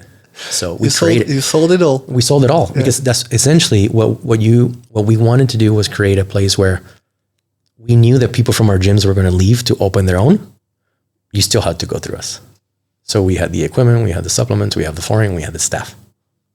You get me? So essentially, once the gyms get going on the other gyms, they were almost a representation of our gym at some point. You either have staff that you took from us, you had equipment that you bought from us, you had flooring, and you have our supplements. See, so you had we created the entire thing. I mean, we didn't create it in the sense of we open other people's gyms. We created the atmosphere for the thing to happen. It was cool. I mean, in Kuwait, it was massive. Why did you decide to leave? So my long-term plan is like, I need to work for myself. I don't want to work for anyone. And in Kuwait, you cannot have your own business directly. And in Dubai, you could. Okay. So it was nothing against Kuwait or nothing, or in favor of Dubai, other than here I can be self-employed in the sense I can start my own business and have ownership of my own business. And that was important to me in the long term. Did you always know what the business will be? No, I didn't know. That time you didn't know yet? No, because I had to get here and see what was needed. Mm-hmm. And not what I really realized, that we didn't need anything new. We needed to improve everything that we had. So that's been my mentality here, is that a lot of people start to think of like, what business can I start in Dubai that they don't have? It's actually, we have everything. I think the opportunities lie of improving what's already in place from every sector. Anything what is here, just making it better. Mm-hmm. And there's plenty of opportunity for that, from hospitality to food and bev to anything. It's just take something that you don't like, you think it can be better. I can tell you coaching and training as well. Yeah, there's no shortage. There's absolutely no shortage. When you came here, like how that happened? You were approached by them? No. I reached out and I said, hey, I'm thinking about moving to Abu Dhabi or Dubai. And then the opportunity is like, well, why don't we come and let's talk about Dubai, what we want to do here, what's going on here. And then it just became apparent, like, okay, Dubai. And who did you contact it? I spoke with Saud Ashamzi. Okay. From Dunes CrossFit. And because they started the first CrossFit gyms here early on in 2010 and 11. So, we started talking about DCCs, like we can do some stuff if we get more involved. And every year he's got more and more involved. And, so yeah, it was just a natural progression. I didn't leave one to come to the other in the sense of like, I'm done here. It was just like, it was a natural evolution for me to like. And you knew the guy way before, because he was running gyms. Yeah, I knew. Yeah, you were running gyms in Kuwait. So Saud and Craig were kind of like the first people to really do CrossFit in Dubai in 2010, 2011. You and? No, Saud and Craig Harriman from Base 3. Oh, really? Those guys were working out together like in 2010 and 2011, like CrossFit. Okay. Yeah. So, I mean, obviously, because I was working in Kuwait, I knew everyone in Oman and Bahrain and Qatar that was doing CrossFit. That was bar none. Like I knew everyone. Thanks to Snapchat, thanks to Instagram, thanks to Facebook, and WhatsApp, you could really leverage all that, and that's really what I really did. So it was just a natural progression to come over. Mm-hmm. And I said, look, I don't know how to do everything else, but you guys have this. I think we can try this stuff and see if we can make it go a little different and see what happens. So it's not that we're doing anything wrong. Just you can just streamline some things that makes the other things easier. And then that's what happened. And you came directly, not to operate a gym? No, I came to start my own business, a consulting. I set up my own company, a Free Zone. All right. Yeah, and then I started working for the event. And my Free Zone was, my license was a consulting business to help businesses streamline their operation within the affiliates, and then to help American brands operate here. So whether you're like a supplement company or just kind of navigate you, telling you like, yeah, this is a real lead. This is not a real lead. This is because there's a lot of messaging going back and forth, and the American companies don't really know that the person here is who they say they are. Mm-hmm. So I could do that background check and say, okay, this person does. So you were the middle guy to connect, let's say a businesses beverage, from America to or Europe. Mm-hmm. It's like, they'd be like, Diego, there's this company. They're saying that they own this many gyms. They want to bring this protein powder here. Do they really do that? And I can tell you like, this is yes or no. Mm-hmm. So that's what I did. So that's what you were doing? Yeah, that's what I was doing. Oh, I thought you came for DCC. No. I mean, I came to help DCC as like my full-time thing, but that wasn't at the size that we needed to be for me to maintain it, like to live. So I started, but the main thing for me was to be independent. I didn't work for anyone. I worked for everyone. Yeah. Right. Yeah. Like I didn't want to, but again, everybody was your customer basically. Yes. Yeah, exactly. And I had to maintain that. And I also very wide lens that, like, because I lived in Kuwait for 3 years, I knew how it worked in the sense of you're going to get a lot of offers every day to do something for somebody only. And it's going to seem like really good, but you have to really be in the headspace that you know what you want, because it's very easy to get distracted. All right. You know, you're like, it's very common. You're working somewhere at a gym. Somebody's like, hey, why don't we open one? And then I'll give you half. And like, but then you're like, maybe right away because you have a money problem that sounds like really good. But then you're like, okay, was that right? For me, it's been very easy to, like, I commit to something, I do that. Like, you know, and I worked in Kuwait. I got job offers every week. I said, no, I'm here with these guys. So a lot of distractions were coming on the way. I mean, in the longer you stay here and successful or rotation, the more focused you are on something, the more you start to see more interest in what it is that you're doing, right? Because you're not easily distracted. So yeah, I said, I'm coming to Kuwait. I want to do this. And then every day or every week, somebody's like, hey, why don't we do this? Why don't we do this? Why don't we do this? And I'm like, these are the people that brought me. I'm committed to this journey. I'll see how long it goes. So for me, that was easy. And so you can build reputation, and that can only be done in time. So I said, I'm going to come to Dubai. I'm going to open my own business. What the business is going to be, let me see. And then I waited. I started in 2017, right? And this opened in March of 2022. So it took 5 years. It might seem like, there was desperate times. There was very hard times at some point, right? It's not always easy, but I was so stubborn of like, this is what I want to do. And I needed to get my savings to a certain point. I needed to get everything lined up. Some people can do it and then figure it out as they go. I like to get things lined up as I go. Some people are like, oh, put it together, it will happen. For me, it's like, no, like I need to follow. See the vision, yeah?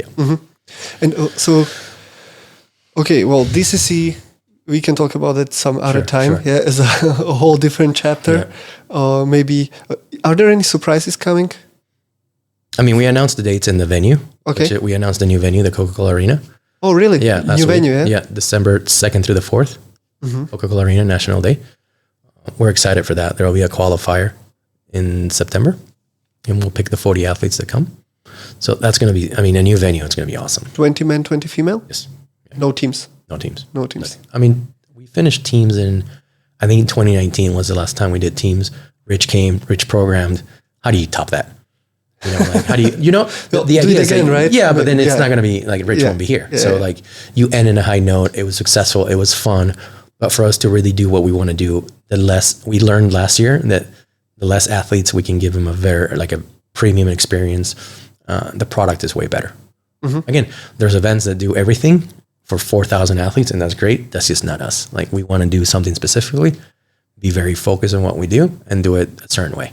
Do it very well. Yeah, and again, the more things you add to the soup, the more complicated it gets. Yeah. So let the big events, like in other countries, do teams, individuals, teens, adults, masters. It's like, no, this is what we do well. This is the premier experience we want to create. The 20 top male, 20 top female from the world. Roman hopefully wins the CrossFit Games and he comes back here. Roman or Ricky. Yep. But Roman's been coming here for 4 years. So yeah, Roman's always had a good experience here. I think he'll come back here in a heartbeat, right? So we'd love to see him win. They're all our favorites, but Roman's been winning here. I think he can win the games. So yeah. Okay, good prediction then. We'll get to it. So, okay, when did you decide that you want to do Frio? When was it like, okay, you wanted your own business, your own independent thing you can take care of? How come it was sparkling water? Necessity. When I arrived in 2013 to the Gulf, we had 2 multinational brands that made sparkling water. No flavor. And when I came from the States, we already had 1 million flavors of sparkling water in the US. People were drinking sparkling water and they're not drinking diet sodas anymore. So for the first 3 or 4 years, I thought I'm going to import my favorite ones. Okay, that was the initial plan. But then when I did the business study and the business work, I was like, it doesn't make sense to import because it's going to cost me a lot of money and time. That route doesn't make sense. Importing. Everybody's doing importing. So the next evolution was like, we need to make it. We need to make our own. And that came from the places that I grew up and I had lived throughout my life, of learning the importance of like that local, where now local is the cool thing. Like if you go to North America or Europe, big brands are scrambling to look small because customers don't want big brands anymore. They're tired of not knowing who's behind the brand. They're tired of, they don't align with the brand and the things the brands say or the athletes they sponsor. There's just no connection anymore. The trend is more like locally sourced farmers. Yeah. People want to know where stuff comes from. Like it's not new. People have been going to farmers markets, and they still go to farmers markets most parts of the world. You know, like the biggest cities in like Chicago, New York, they have farmers markets and people go and buy their veg there. It never went away. So it's just, we got away from it, but that never went away. So I said, okay, let's import. And then import didn't work or didn't make financial sense. And I've ran the idea by 2 or 3 people. And then I ran it by Rashid one time after CrossFit gym class or something. He's like, dude, what do you, like I think he was worried about me. He's like, dude, what are you going to do? Like, what are you going to do with DCC? What's your long-term plan? And I'm like, actually, I have this idea. I tell him. And then we start texting back and forth. He's like, dude, I almost started a beverage business when I was in the US. Then I got a real job here at DP World. I got busy. Let's talk more. And then the more he asked me, I was like, here, I have it. Because I spent 5 years putting it together. I have it. So you had all the answers. I had it. I knew. I mean, today, if you ask me anything about beverage, I know. I mean, I've honed in on it like I honed into CrossFit. I know almost absolutely everything I need to know about it. And he's like, okay, let's do the financials and like this. And I'm like, I had saved. I put an amount of money that I wanted to have. You know, so that means no holidays, no brunches, no CrossFit gym. I just, in my mind, I was like, I have a plan, and everything went into this plan. And so when I pitched, we were ready. Like I was ready. I've been preparing to pitch, and then I also didn't want to be presenting an idea that was just an idea. I wanted to have all the legwork done, not all the legwork, but the pieces there. Yeah, so it's not just like a distant. Yeah, everybody distant has vision. ideas. Yeah, Everyone has ideas, and I said, "Here's the idea. This is how much I spend doing it together. This is what I have, and this is what I need." And I had this conversation with 2 or 3 people before Rashid, and they didn't hear it. He heard it, and he's like, "Okay, let's do it." So then, luckily, COVID happened, and we had time to only do this because we got sent home. Everybody got sent home and say, "Stay home, right? Don't leave your house." So what were you doing at that time on like daily basis? You wait for DC, like you're working on DCC all year round, but it's spring. So now you wind down and you're kind of waiting for some to start doing it again. All right. So I was taking it easy. So you had time. I had time. Plus with COVID, I really had a lot of time. Yeah. Well, there was also even canceled that year, right? Yeah. Yeah. So I had all the time in the world, and we literally just sat like all of Feb, March, April, May, working on this. And then when September came around, we got a space to start working on it. And from September of 2020 until March of 2022, this is all I've been doing, like day and night. Really? Day and night. Yeah. 7 days a week. And it's not like you find one supplier for one thing. First of all, we had to learn how to do everything. I didn't know how to do any of it. The second is that every time you get an email from one company, you learn how to speak the language. You learn how to get to the things that you need for your business. Because for you still, it was a new environment, it's right? It's new language. So like somebody tells you what a liquid mixer is or what a filling line is or what a sealer, like you don't know what these words means. So when somebody asks you like, how many cans per minute? You don't. So you have to build up on the previous comfort. Yeah. It's just a giant puzzle. You have water, you have electricity, you have air, you have CO2, and you have flavoring. And you have to build this factory, right? So you get a supplier, then you vet it out, and you're like, is this a supplier that you need? Is this the price? And then you find another supplier through it. And you just got to put all these pieces together, okay? And every time you think you're done, that just opens a whole other thing, right? I'll tell you what, we received the equipment like in August of 2021, and we weren't running until March of 2022. And we thought that the equipment was like arrives and you plug it in and you go. No, dude. So was it like you needed to learn how to operate it, or well, first you had to learn how to put it together. It didn't come with like manual? IKEA manual. Okay. The manuals were in Chinese.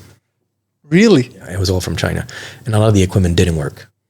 Okay. What? Yeah, some of the equipment it's sent not working, so you have to hire them to put it together for you. Some of the pieces were broken, and then you have to find local fabricators that know how to do that. So, dude, now, I mean, it took a long time, but I can look at my machine and I'm like, oh yeah, Ajman, I know where to go for that. Oh, Sharjah, I know where to go for that. So on one side, Yeah. it was a blessing Yeah. that you really know it into detail. Yeah. I'll tell you right now, confidently, no one knows. In Dubai, there's a lot of companies that can make 80,000 cans an hour of any beverage. 80,000 an hour, 24 hours a day. Easy. Those machines operate automatically. You don't have to touch anything. The system tells you anything. There's 2 or 3 people in Dubai that know how to run the machine like I have. Right? So do you have a capacity 80,000 an hour? no, we have a capacity of 700 an hour. Imagine. Okay. But there are machines. Yeah, I understand. If you say the scale of it. in Dubai, it's very easy to make something for the world. Like if you go to somebody and you have money, you can say, I want to launch this product to all of North Africa. No problem. They'll make it to you in 10 weeks.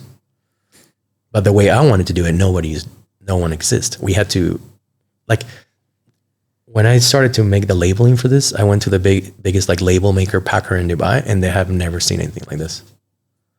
Like and then this is like, this is the cheapest thing we can do in the US. No, here they had never seen it. Really? Yeah, never seen it. And I'm like, you're having labels made in US? No, before we had to, again, you go through suppliers until you find somebody that can make one part and then you put it the way you want to do it. Okay. Yeah. Okay.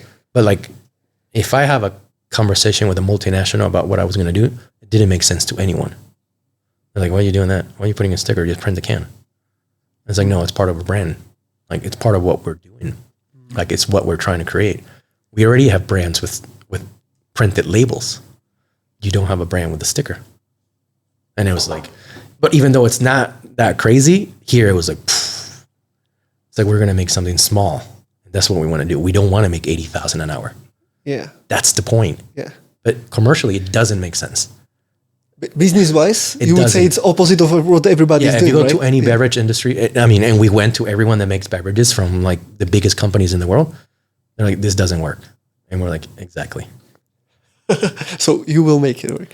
Well, the thing is that we're not reinventing the wheel. Like, I know it works because I see this is how it happens in most parts of the world. It's like you start as small as you can, and then your friends and family buy your stuff, and then your friends and families and their friends buy your stuff, and then another person buys it.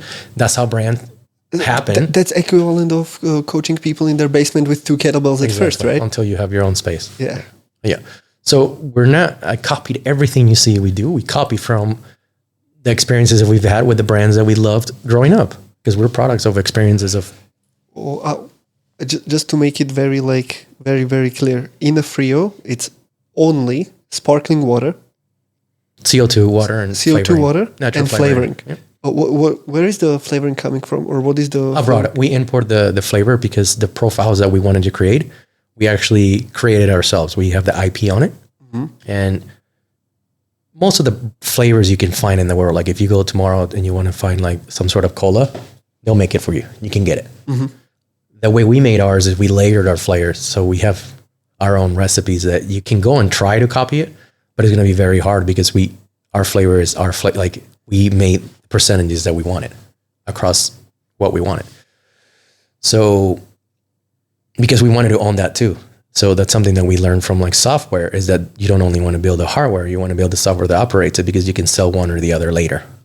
Okay. So, people were buying Microsoft. That's your people software. Were buying Microsoft. Yeah. Exactly. Yeah. So I didn't make that up. I was a product of that. I remember having to pay for a license to use Word. They sold you the disk, and then you had to pay the code forever. You still paid every year to upgrade. So they sell you one part and they keep you coming back for everything else. So that's how I wanted to build the business. It's like, okay, we build the product, but we also build what goes in the product, and we own both of those things. And they're together, but they're independent of each other. Somebody can purchase one or the other. Does that make sense? Yeah, absolutely. So this is a passion project with commercial implications. Nothing I invented, just things that I seen like, oh, this is how they do that. It's just like, you're taking everything you know. Yeah. The little things that I know. And applying it. Applying it. Yeah. And applying it in a very unique way. Yeah. And I mean, like, it's amazing. I generally, are you planning to expand on flavors and stuff? Yeah. The seasonal is an interesting thing for us because multinationals it's very difficult for them to do anything new because the implications are so large. I remember can you explain this a little bit more, what it means? Which part? The seasonal or which part? Oh, that the if they want to do something new. Okay, so think of any large organization, whether you work where you work at, and that they want to plan an activity at the park. How many approvals do you need to run a workout at the park for your HR department? Let's say there's 40 employees. How many people have to approve for you to do a workout at the park? A lot. Yeah. Okay. Imagine a multinational that makes beverages. Let's say that beverage is available in the entire world. Every time they make something, they have to think of the implications of how they get that to everywhere else in the world. Because with social media, you have a customer that's going to be upset because they see product A being sold in Japan and they're going to wonder why it's not in Texas. And it's fair. Why isn't it in Texas? Why Europe, I will just shoot there, why Europe Coca-Cola tastes different. Has this, tastes different or has a different Christmas label than we have in US. I want that, right? Yeah, exactly. Yeah. And it's common. And because social media is so big, honestly, and this is going to continue to happen, it's something that we're working on Frio, is that it's really not the customer's problem, whether you're an American company or a local company, if they can't find it. They want it. You made it. It's your problem to get it to them. So this is common. You buy a pair of shoes and let's say you buy a pair of your favorite running shoes in London. They get damaged and you take them to the store here. They're going to be like, no, you didn't buy them here. But I see your logo is the same one that where I bought it. No, you have to take it back there. That's not right. Yeah. It says you're this brand and I bought these. You should take him. The customer is not the customer's fault. Infrastructure is not in place. So this is what we're trying to do is like, we create a product that we stand behind and we want you to have the good experience over and over and over. And the number one thing that our priority it's customer service. It's not water. It's not business. It's customer service.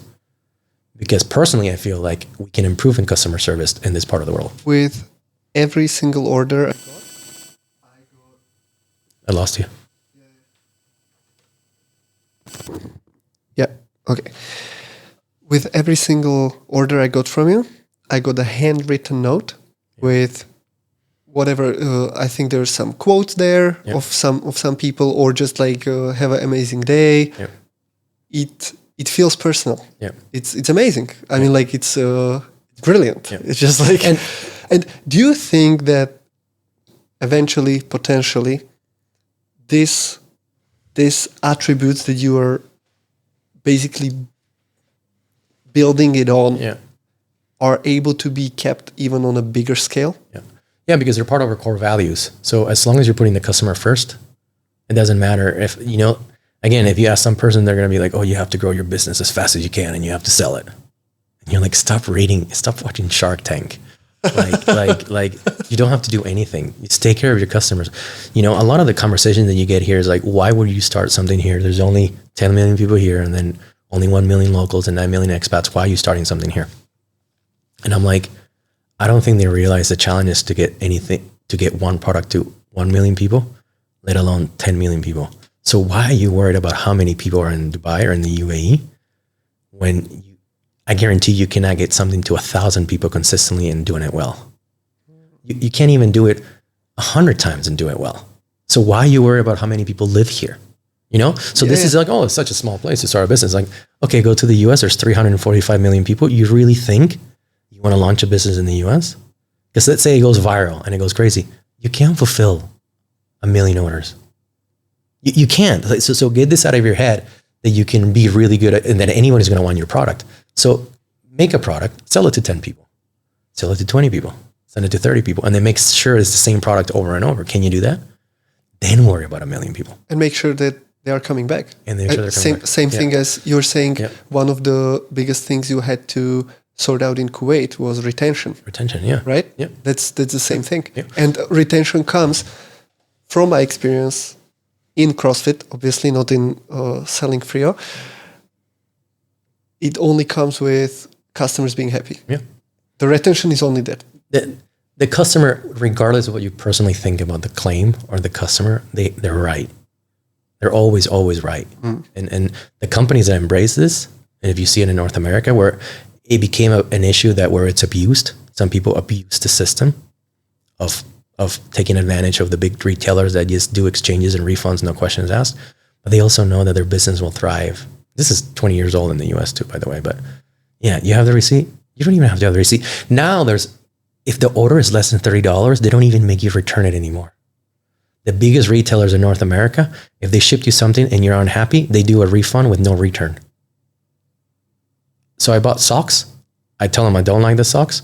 They're under $30. Amazon will say, keep the socks and keep the money. Imagine that something they have it down to a science where they know that it's more expensive for them to ship those $30 socks back to them. Keep the socks and keep the money. You're going to come back. Yeah. Right? You will come back and you might spend 60. So long term, yes. It's...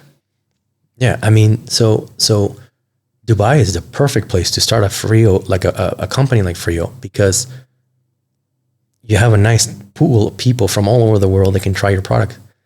If I launch my product in America, only American people are trying my product. That's a problem. Yep. Yes, most companies start here and they want to go to the American market. That's where all companies want to go to at some point, or India or China. But why don't I start something small here and make sure that people here even like it? Why am I worrying about what they're doing in North America? It doesn't matter. I have 1 million people here, 10 million people. Can they try it? They like it? Then you worry about everything else. This is a kind of opposite of, not seeing forest for the tree. Yeah, it's don't see the forest for the tree. Yeah, yes. First focus on the tree. Yeah. Then you can worry about the rest of the forest, right? So I'm telling you, like, if people, it's like, oh, the population is so small. And I'm like, let's say only 1 million people are really the customers. You think 1 million people try to ship 1 million units a year consistently. You can't without issues. Yeah. You're going to have problems. So figure that out and then worry about another country or a bigger country. So again, there's people, what they read, they're a product of their environment. They see fast success. They see Uber. They see these American companies that go from nothing to worth billions of dollars, and they think that's the only way to do things. But Uber is not a product, right? It's not a product. It doesn't make money. And frankly, it will never make money. But the market rewards it as a money-making business, even though it loses about $5 billion a quarter. Oh, do they? Yeah, they don't make money. Really? Yeah. I didn't know that. And I meant it in a way they're that cash they're flow not positive, but they don't make money. I meant it in a way that they don't make physical product. It's providing certain type of service, but not even direct service, right? Through this is a whole, I mean, I've always been, money is not important to me, and I've always been very conscious of, I don't want to be middleman business. Like, I've never, the thing now is like, how can I know restaurants and take the orders and then connect them and then take a slice for that? I either want to be the restaurant or I want to be the customer. I don't want to be middleman for anything, because I'm not doing work. I'm not, I don't care how much money it makes. I'm not proud of making money from two different things. Airbnb, like, you have the host and you have the guest, the customer. Yeah. Okay, you're going to take a slice. To me, that's not exciting. To me, I don't know if you're really serving that personally. I know serving a service, but to me, it's not important. And so I wanted to make something. But that goes to your personal values. Yes, of you actually want to create something, or provide something. I like I'm older, and I like the physical exchange of goods. It's been happening for thousands of years. Isn't that going to change? There's something very important and fundamental about taking something you have in your tribe to another tribe, right? And if you look at it that way, in a very Paleolithic way, it's just like, it's always happened. Like, I have an abundance of this. The Romans had it, and they took to the Ottoman Empire, right? Yep. Alexander the Great, I'll take for what I have here. They see it very valuable there, and they want, it used to be gold. It can be tea. There's something very powerful that happens when you do that. And then at the end of the day, I was just really tired of seeing every American product here. But if I go to the US, I don't see one single Dubai product there. Why? That to me is important. I get that there's 9 million people here that are from another country, and to them it's not important if it's local. But I know there's 1 million people here that are very local, and it's important to them to have local things. And that's important to me. Why did the products here not represent the region or the taste or the appetite. But then there would be probably, for example, from Team A's perspective, yeah, she's all about, you know, having it as clean as possible and environmentally, having it with anything and clean, not in the meaning of content of that, but for example, plastic bottle. Yeah, it's very different if it was. I know you're not doing plastic bottles, but as an example, if the plastic or even this can, like it's different if you make it here and you send it to me the day you made it, or if it sits on a ship in a container or in a plane and it's going through insane conditions up and down and then it's delivered here, right? Like that also has some value for many people. So, but there's a dilemma here. It's just, I don't care if you're using 1000% recycled material. You're still bottling it and you bring it from another country to put it here. You just undid everything you said you were doing. So I don't care if you're taking it from a spring and you put it in a bottle that's been recycled 1,000 times. You're still putting that on the ship to take it to another country. That is not sustainable. That it goes against sustainability. Yeah. And others multinationals that say, oh, our bottles are made out of 100%, 100%. And like, did it come in a ship? Yes. So you floated water on water, and ships are very dirty, as you know, like they're terrible for the ocean, right? And then it sat in a warehouse and I went on a truck and I'm like, the traffic itself is disturbing the ocean life, and that's a completely different exactly. topic. So is that sustainable? So for us, it's like the supply chain is in place to recycle aluminum, and it's very efficient, very, very efficient, right? I know that I think plastic is seen as the enemy for a lot of people, like a lot of different things. I still see a value in plastic products as long as you have a supply chain to recycle it. But I think it's kind of made like, I see plastic now as like the cigarettes of the 80s. They made it seem like everything, like, you know, everybody minds smokers, nobody minds drunks. So somebody made a decision that like, okay, we don't want smokers in our restaurants. They have to go outside, but it's okay to have a drunk in your restaurant. You get that? So one had to be the bad guy. Tobacco lost. The smoker had to go outside. The drunk gets to stay inside. You get me? So plastic gets to go. Aluminum gets to stay. But is it really that fair? Because what is the process to that goes into glass? Recycle it. Yeah. And we know that plastics are very good at being recycled. Because and the fact is the trash is valuable. If it's taken care of. Yeah, that comes to actual behavior. I'll tell you what, every country has a recycling business because you either have the homeless collecting it or you have the landfills collecting it. It's plastic, carton, aluminum, they're glass, they're all recyclables. And either somebody's doing it or a machine is doing it, but it's being pulled out 100% because it's money. Okay. You take all this trash and you sell it. Carton right now, I think is 80 dirhams a kg. Your Amazon box. Really? Yep. Why do you think there's all those guys in bikes collecting it? It's money. Imagine. Yeah, you have to collect a lot to make money. But it's everywhere. It's everywhere. And when you collect every day for 30 days, maybe you have a ton. And then a ton at 80, how much is that? 8,000 dirhams. You made some money on trash. Yeah. So trash is very valuable if people really understand the cost of trash. This is a very good point.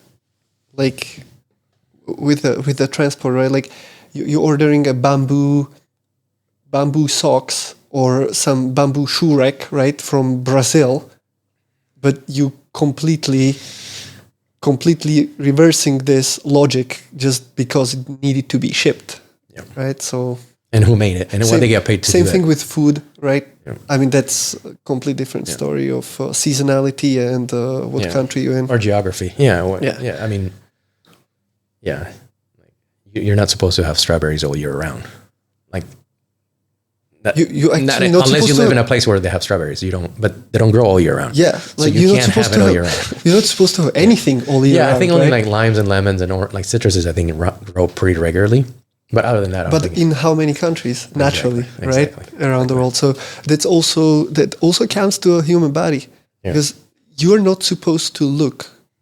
I mean, okay, Dubai is not the best example, but in Slovakia, in Poland, in Europe, in US as well. Depends probably which part of US. Yeah. But you have seasons. Yes. You're in Colorado, right? Yeah. You're supposed to have a little bit different time schedule. Yeah.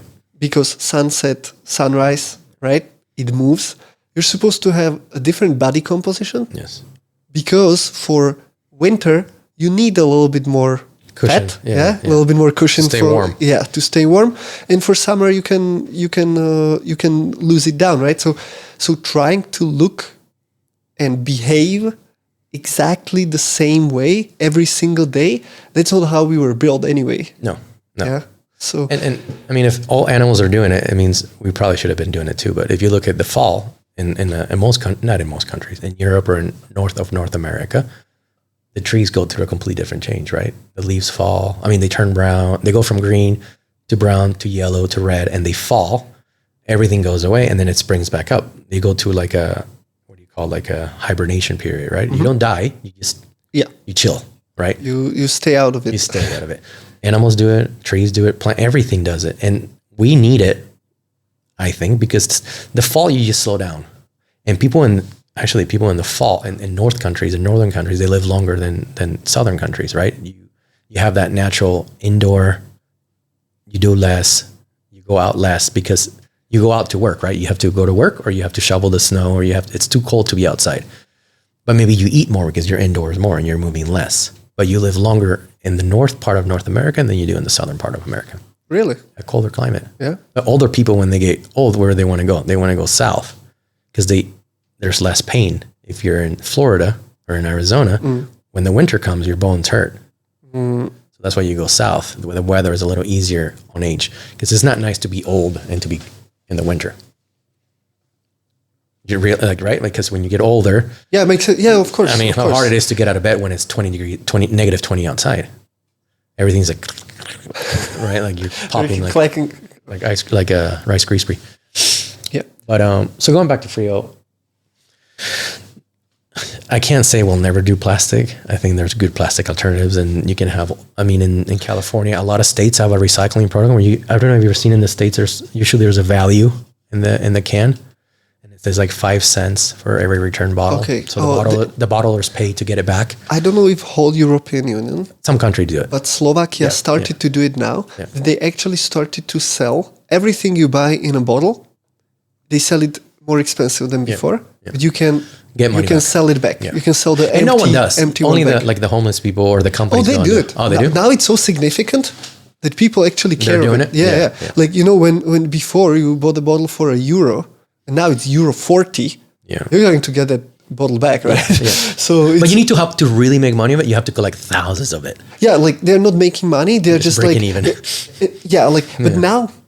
Maybe it's because it's new that everybody's kind of still doing it, and then they will maybe in a year or two they will adapt to the price and they'll be like, oh, fuck it. But in the U.S., California's had this for like 30 years, where like it's a bottle deposit. When you were little, we used to go to the bacala in Venezuela, like the bodega, and you actually didn't leave with the can. Like you had the Pepsi there, and you finished it, and they actually took it back from you, and they took it back to the bottler. All right. Okay. You never like this bringing the bottle to home. Very American. I know we were doing this.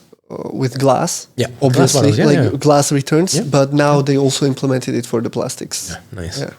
So, it's moving. Now they stopped doing the plastic bags here, right? Yep, 25 fills. Yeah, back, which is cool. I mean, that means I spend less because I can only carry what I can. To me, it's good. For me, it's good. I came in for one thing, I leave with 2 things because I'm not getting a bag. We having our own. You have your own tote bag. Our own, we have it always in the car. And I might do some for Frio. Just throw like a nice bag for Frio that people can use in the grocery store. So like a Lululemon bag. Do you have like an apparel? Not yet. We have some T-shirts and we have some hats, but again, that's all stuff that we want to do. But it's just you have to prioritize your spending. It's cash heavy, of course. And it's just not right now. It's like ensure consistency, ensure quality, ensure delivery. That's more important than the T-shirts and hats. For sure. Well, I mean. For me, as a customer, I told you those a couple of weeks ago, right? Like, if you order Saturday or Sunday, the order goes out on Monday. Yeah, right? You read that disclaimer. I read that, and then because I was ordering on Saturday, I just wanted to know because when the delivery guys come, so I'm in, and then in 2 hours after I order. He came and delivered it. I was like, whoa, what the fuck? And that's really when we don't tell you how long it's going to take. We don't want to set the expectation, but we want to beat the expectation. And so you're like, you probably would have been okay waiting 2 days, and then you might contact me like when it's coming. We want to do, again, we're just doing what we know we like as customers. So I'm like, okay, who treats you really well? Where do I shop? How do I replicate that? Yeah. So for us, it's like, being on time before you expect it is number one. One day, hopefully, we'll be able to deliver cold. That's something that I really want to do, but that takes another more cash to do that. But it's just something that we can you'll be storing it cold. Yeah, I want to deliver cold. And then do it very... I mean, I really want to do that. But that, again, that's later. Here's the thing. If you do everything year one, what do you do year two? Right now, our customers are going to experience this can, and maybe in 24 months, when it's in a label, when it's in a proper can, like not proper, in a different can, we're going to be like, oh my God, I remember these guys used to have like a sticker, and the sticker always came off. That's what I want. That experience, because actually we all came from that. Like, it's here where we get used to not having the other stuff, but it's usually like the stuff that you got from home, that your mom makes or your aunt makes. This lady's sauce is so good, you can only get it at her house. This is the thing we want. Yeah, like if I would describe it, it feels like it's like a homemade soda. Yeah. And it is, I mean, but it's not only the look and feel that we want to do, that is really what we're doing. And why? Because that's how old businesses started. People forget how old the food companies are, but there's not that many food companies, and they really make everything that you have. I think there's like 10 or 11 food companies that own about 10,000 brands. So you don't really have an option.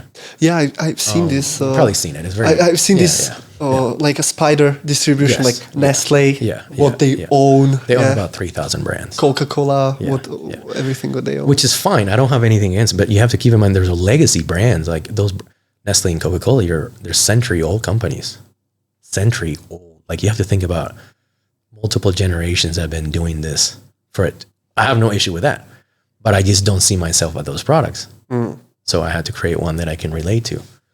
Are you thinking, I mean, long term, also expanding? And if so, what direction would you?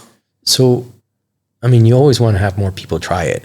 That's the first thing. But the way I look at it is just, there's certain states that you go to when I'm sure in your country too, but when you go to the US, there are certain states that are known for certain things. You go to Chicago for pizza. You go to LA for In-N-Out. So we want Frio to be like, when people come to Dubai, they try Frio. So, I mean, we have Budweiser in the US. Everybody knows what Budweiser beer is, right? It's in every movie all over the world, but it's a very American beer, right? So that's kind of what we want. Like, that relationship between brand and country and identity, or like, there's something charming about things that you can only get when you're there. That's been lost. Like a Thai street food. Yes. So that to me has value, and it's way more charming. That, would it be nice to be in every grocery store aisle in the world? Yes, for business is very good. But there's something very interesting about something you can only enjoy when you go home. There's nothing wrong with it. I mean, there's companies, that in Texas that only operate in Texas, and you cannot find their product outside of Texas, and they're very successul. And then every time that somebody comes from outside to Texas, they're like, we have to go there. Yeah. I think that's more appealing than being available everywhere. Yeah, I have to get you this, because you can't get that anywhere else. Just in my hometown. Yes. Yeah. So to me, that's way more, even if I don't know what it takes, 50 years, 100 years, that's more appealing to me. Again, it goes back to CrossFit. It doesn't have to be for everyone. I would love for everyone to drink sparkling water, but not everyone likes sparkling water. Yeah. 50% of the people don't like sparkling water. So we just lost all these customers. Fine, but it's okay. Yeah. Can we get everybody that likes sparkling water to try it? Okay. And can we get everybody that doesn't like sparkling water to try it? Then we're on to something. But if it doesn't sell anywhere outside of Dubai, fine. And if it sells, also fine. I like the fact that maybe you don't always find things when you go get them. I like that too, where you go to the grocery store and they say, no, we only make 1,000 of them, and that's the only things you're going to get. Next year, you're waiting for it. You're like, I'm not missing out again. So you would say like the exclusivity is a little bit of part of the plan? I don't think exclusivity is the right word. I think it's people that you seek you, like being sought out. It's more important than being, I don't want to be exclusive, because I think it's priced for everyone to try it, but I want a little effort. Okay. Right? Like, in a weird way, I think it's just nicer. Like, it's like the right customer finds you because they put in a little bit of effort to find you. Yeah, because they really want you. Yes. They will not be like, I'm looking for any sparkling water, so I take any sparkling water. Yes. But I want Frio. Yeah. And you know what? Because I do it, and I go to the store sometimes and I can't find it, and I'll drive to 3 different stores because I really want a Dr. Pepper. Really? Yeah, 100%. I know which ones to go that have it consistently. Yeah, of course. But it doesn't, like, there's a good chance they might not have it, and I'm okay with that. I like that hunt. And people will be like, oh, no, you have to be in every grocery store. I'm like, no, you don't. Like, what happened before you know what I mean? Like, it doesn't matter. And especially, I mean, with online orders, come on. Exactly. Yeah. So this whole idea, like, be everywhere, and it's like, no. Can you tell me more about the Etihad deal? Yeah, so we had a really unique opportunity to come on board on their summer seasonal routes. So they have 5 routes to exotic summer destinations, and they invited us on board to the first class in the business lounge, or the business class and first class. And it's been like a learning experience for them and a learning experience for us, because we're not a multinational operator. We're limited, and we have our own label, and it doesn't look like anything on the aircraft.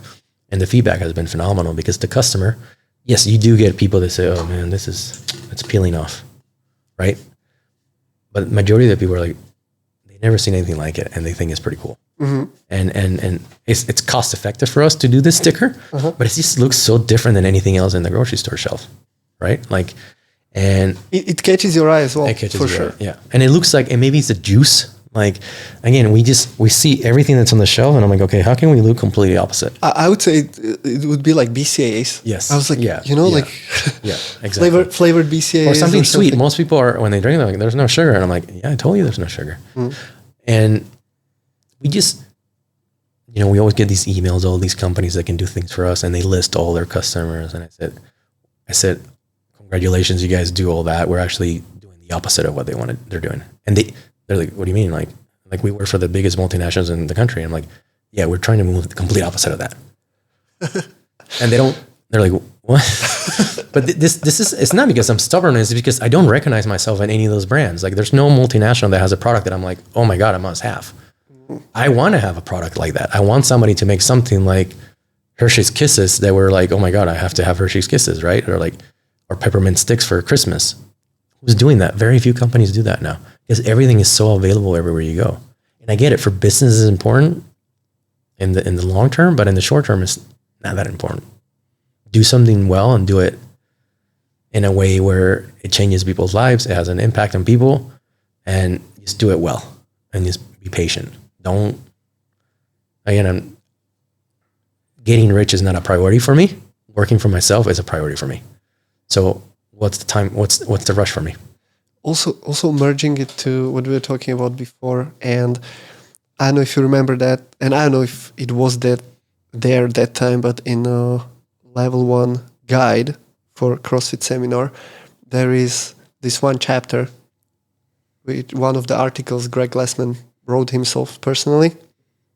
It's the business model of CrossFit. Yeah. And it's very simple. Yeah. He's like, you don't need advertisement. Yeah. If your customers are happy, they will spread the word. That's what you said, that when people are asking, like, why don't you put billboard up? Yeah, because we have 50 half-naked people running on the street outside. Yeah. That's our advertisement. Yeah. The obsession of CrossFit was the advertisement, because everybody was talking about it. And because it worked. And you have still the, like, how you say it?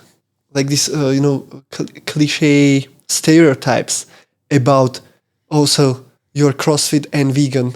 What you're going to be? Yeah, you're gonna talk about it. Yeah, exactly. But it's true. It's true. Yeah, it's true because that's people made CrossFit not just their training regime. They made it their identity and their lifestyle. It was part of them. Well, yeah, because at the end of the day, we're all looking to belong. That's a whole other thing, that why CrossFit works and why group classes work better than individually training. This is why the military trains people in small groups. Like when you look at the Navy SEALs, is usually building groups them as of a team. 6 and 10. There's psychological reasons why grouping people in a certain way, because we are creatures of habit and we're social creatures. They're not inventing anything. Like what Greg says, like if you suffer with these 10 people for 10 weeks, you guys will be closer together. Like you will stand, like he didn't invent that. He just applied that to this. There is this psychological effect of synchronized movement, where the study was done where they let a couple of guys in a military, it was within a military setting, they made them go from point A to point B. And then they gave them questionnaires. How likely are you to put your life? It was some like recruits or something. So how likely are you to put your life online? How far would you go to save these guys you went together with? And then they did control group as well, right? Same. Well, this was the control group, and then they did the same thing, but they were required to march synchronized, as in army you do. Like left foot together, right foot together, synchronized movement. It was insanely different. The results of bonding and the ability to go and sacrifice. So when you do have a team workout and you have to do it synchronized, you're already creating a bond you don't even know about it. It doesn't matter if you know the person or not. Even if I tell you do every minute on the minute, do as many calories as you can on a rower, on your own. Or we do that same workout as you go, I go. We will get more calories you go and I go at the same work to rest ratio, because you don't want to let me down. Yeah. Even though you might not know me, particularly if you don't know me, particularly if you're a new guy at a new gym or visiting another city, you're going to row until your arms fall off because you do not want to look bad. Yeah. That right there is the science. And they didn't invent it. They know this from like study, like, right? They live this stuff. This is how the military is created, because you will never be more accountable than when you feel responsibility for somebody else's life. And so, yeah, you come in CrossFit and there's people that cheat. They cheat reps, and then you always see them. They never got better. They've been there 2 years. They're shaving a rep here to win. There's those people. That's fine. Like, that doesn't affect your workout. But it's everywhere. Like, it's in everything in life. It's fine. If maybe it meets their needs, but if you do the work together and you know that I know what 100 burpees feel like, if that guy that did 90 and says he won, he will never feel what the other people that did the hundreds and know what it felt like. So that person's already outside. They'll wash. They're weak. Right. And so, yeah, that's the thing with going back to Frio.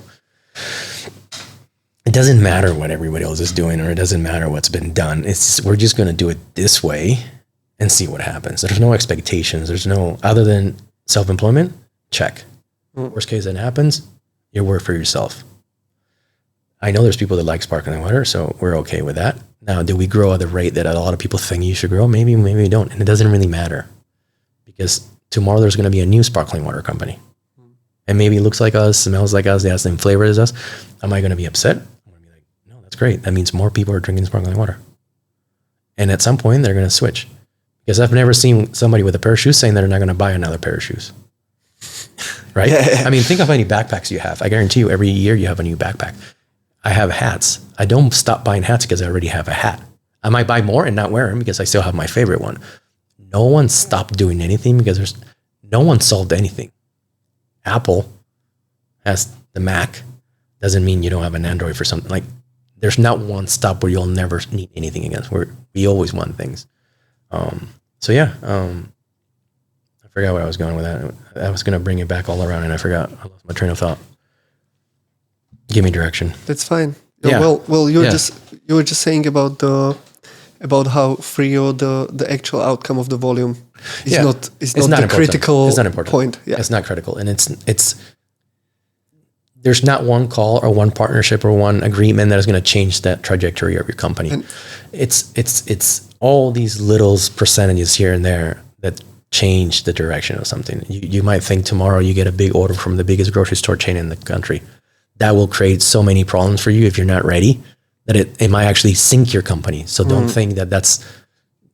We're trying to fulfill it. Yeah, exactly. Yeah. So we're so focused with the grand opening, we don't really follow up with what happened to all those big grand openings. Where are they today? Also, as you mentioned, like if somebody will open basically a competition company, right?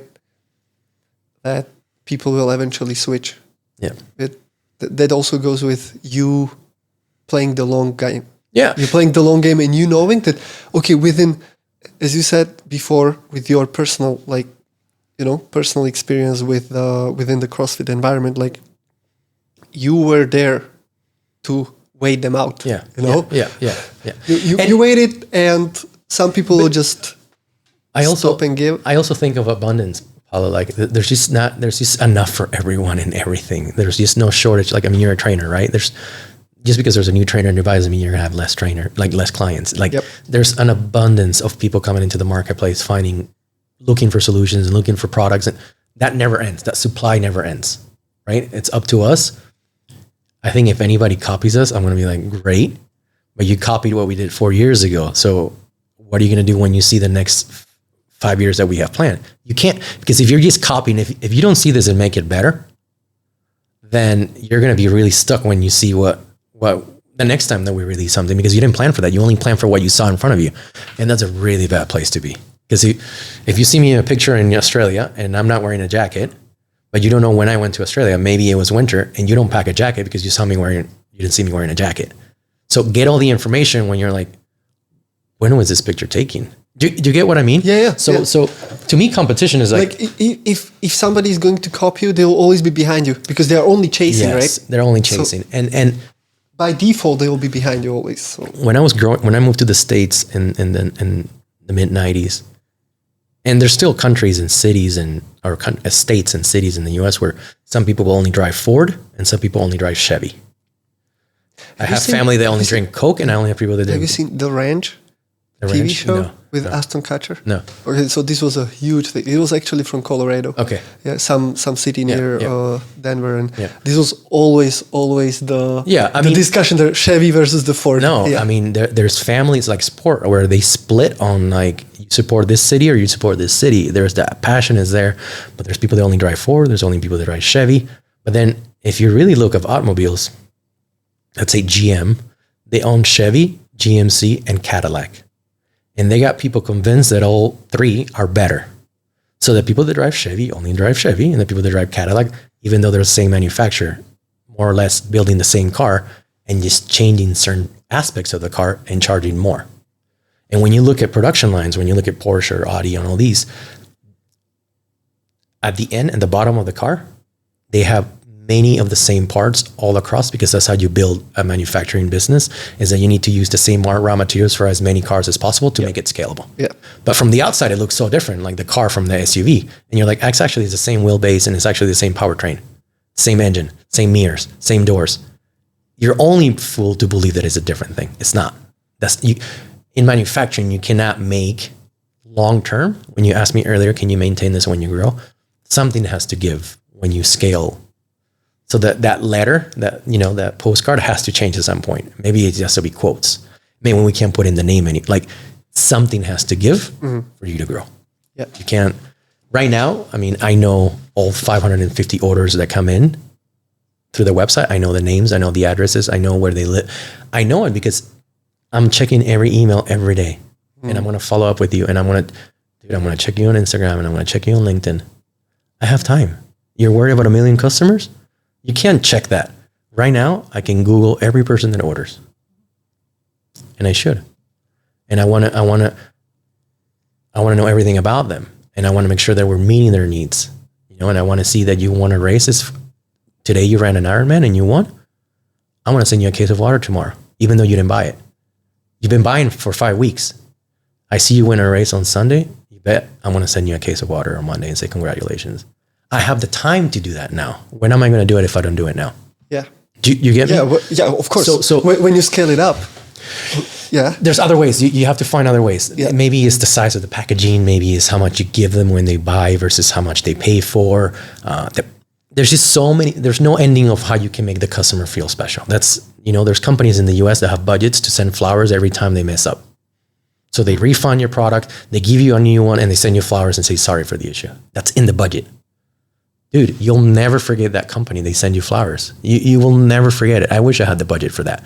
But you see, so there's no lack of what you can do for the customer if you get it wrong or something happens. Well, guys, you did kind of the same thing, right? Oh yeah, you had a half fill. I had an order and one of the cans was half fill, and it was randomly the one I just popped out first, and I was like, well, this feels a little bit, it was just half of it.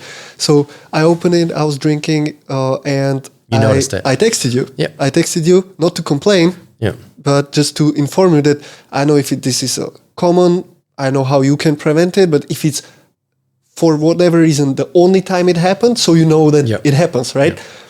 And no kidding, the same day, You got more. I got five other cans, or I think a 6-pack of the same flavor. Like, and that was never my objective, right? But you still fulfilled that.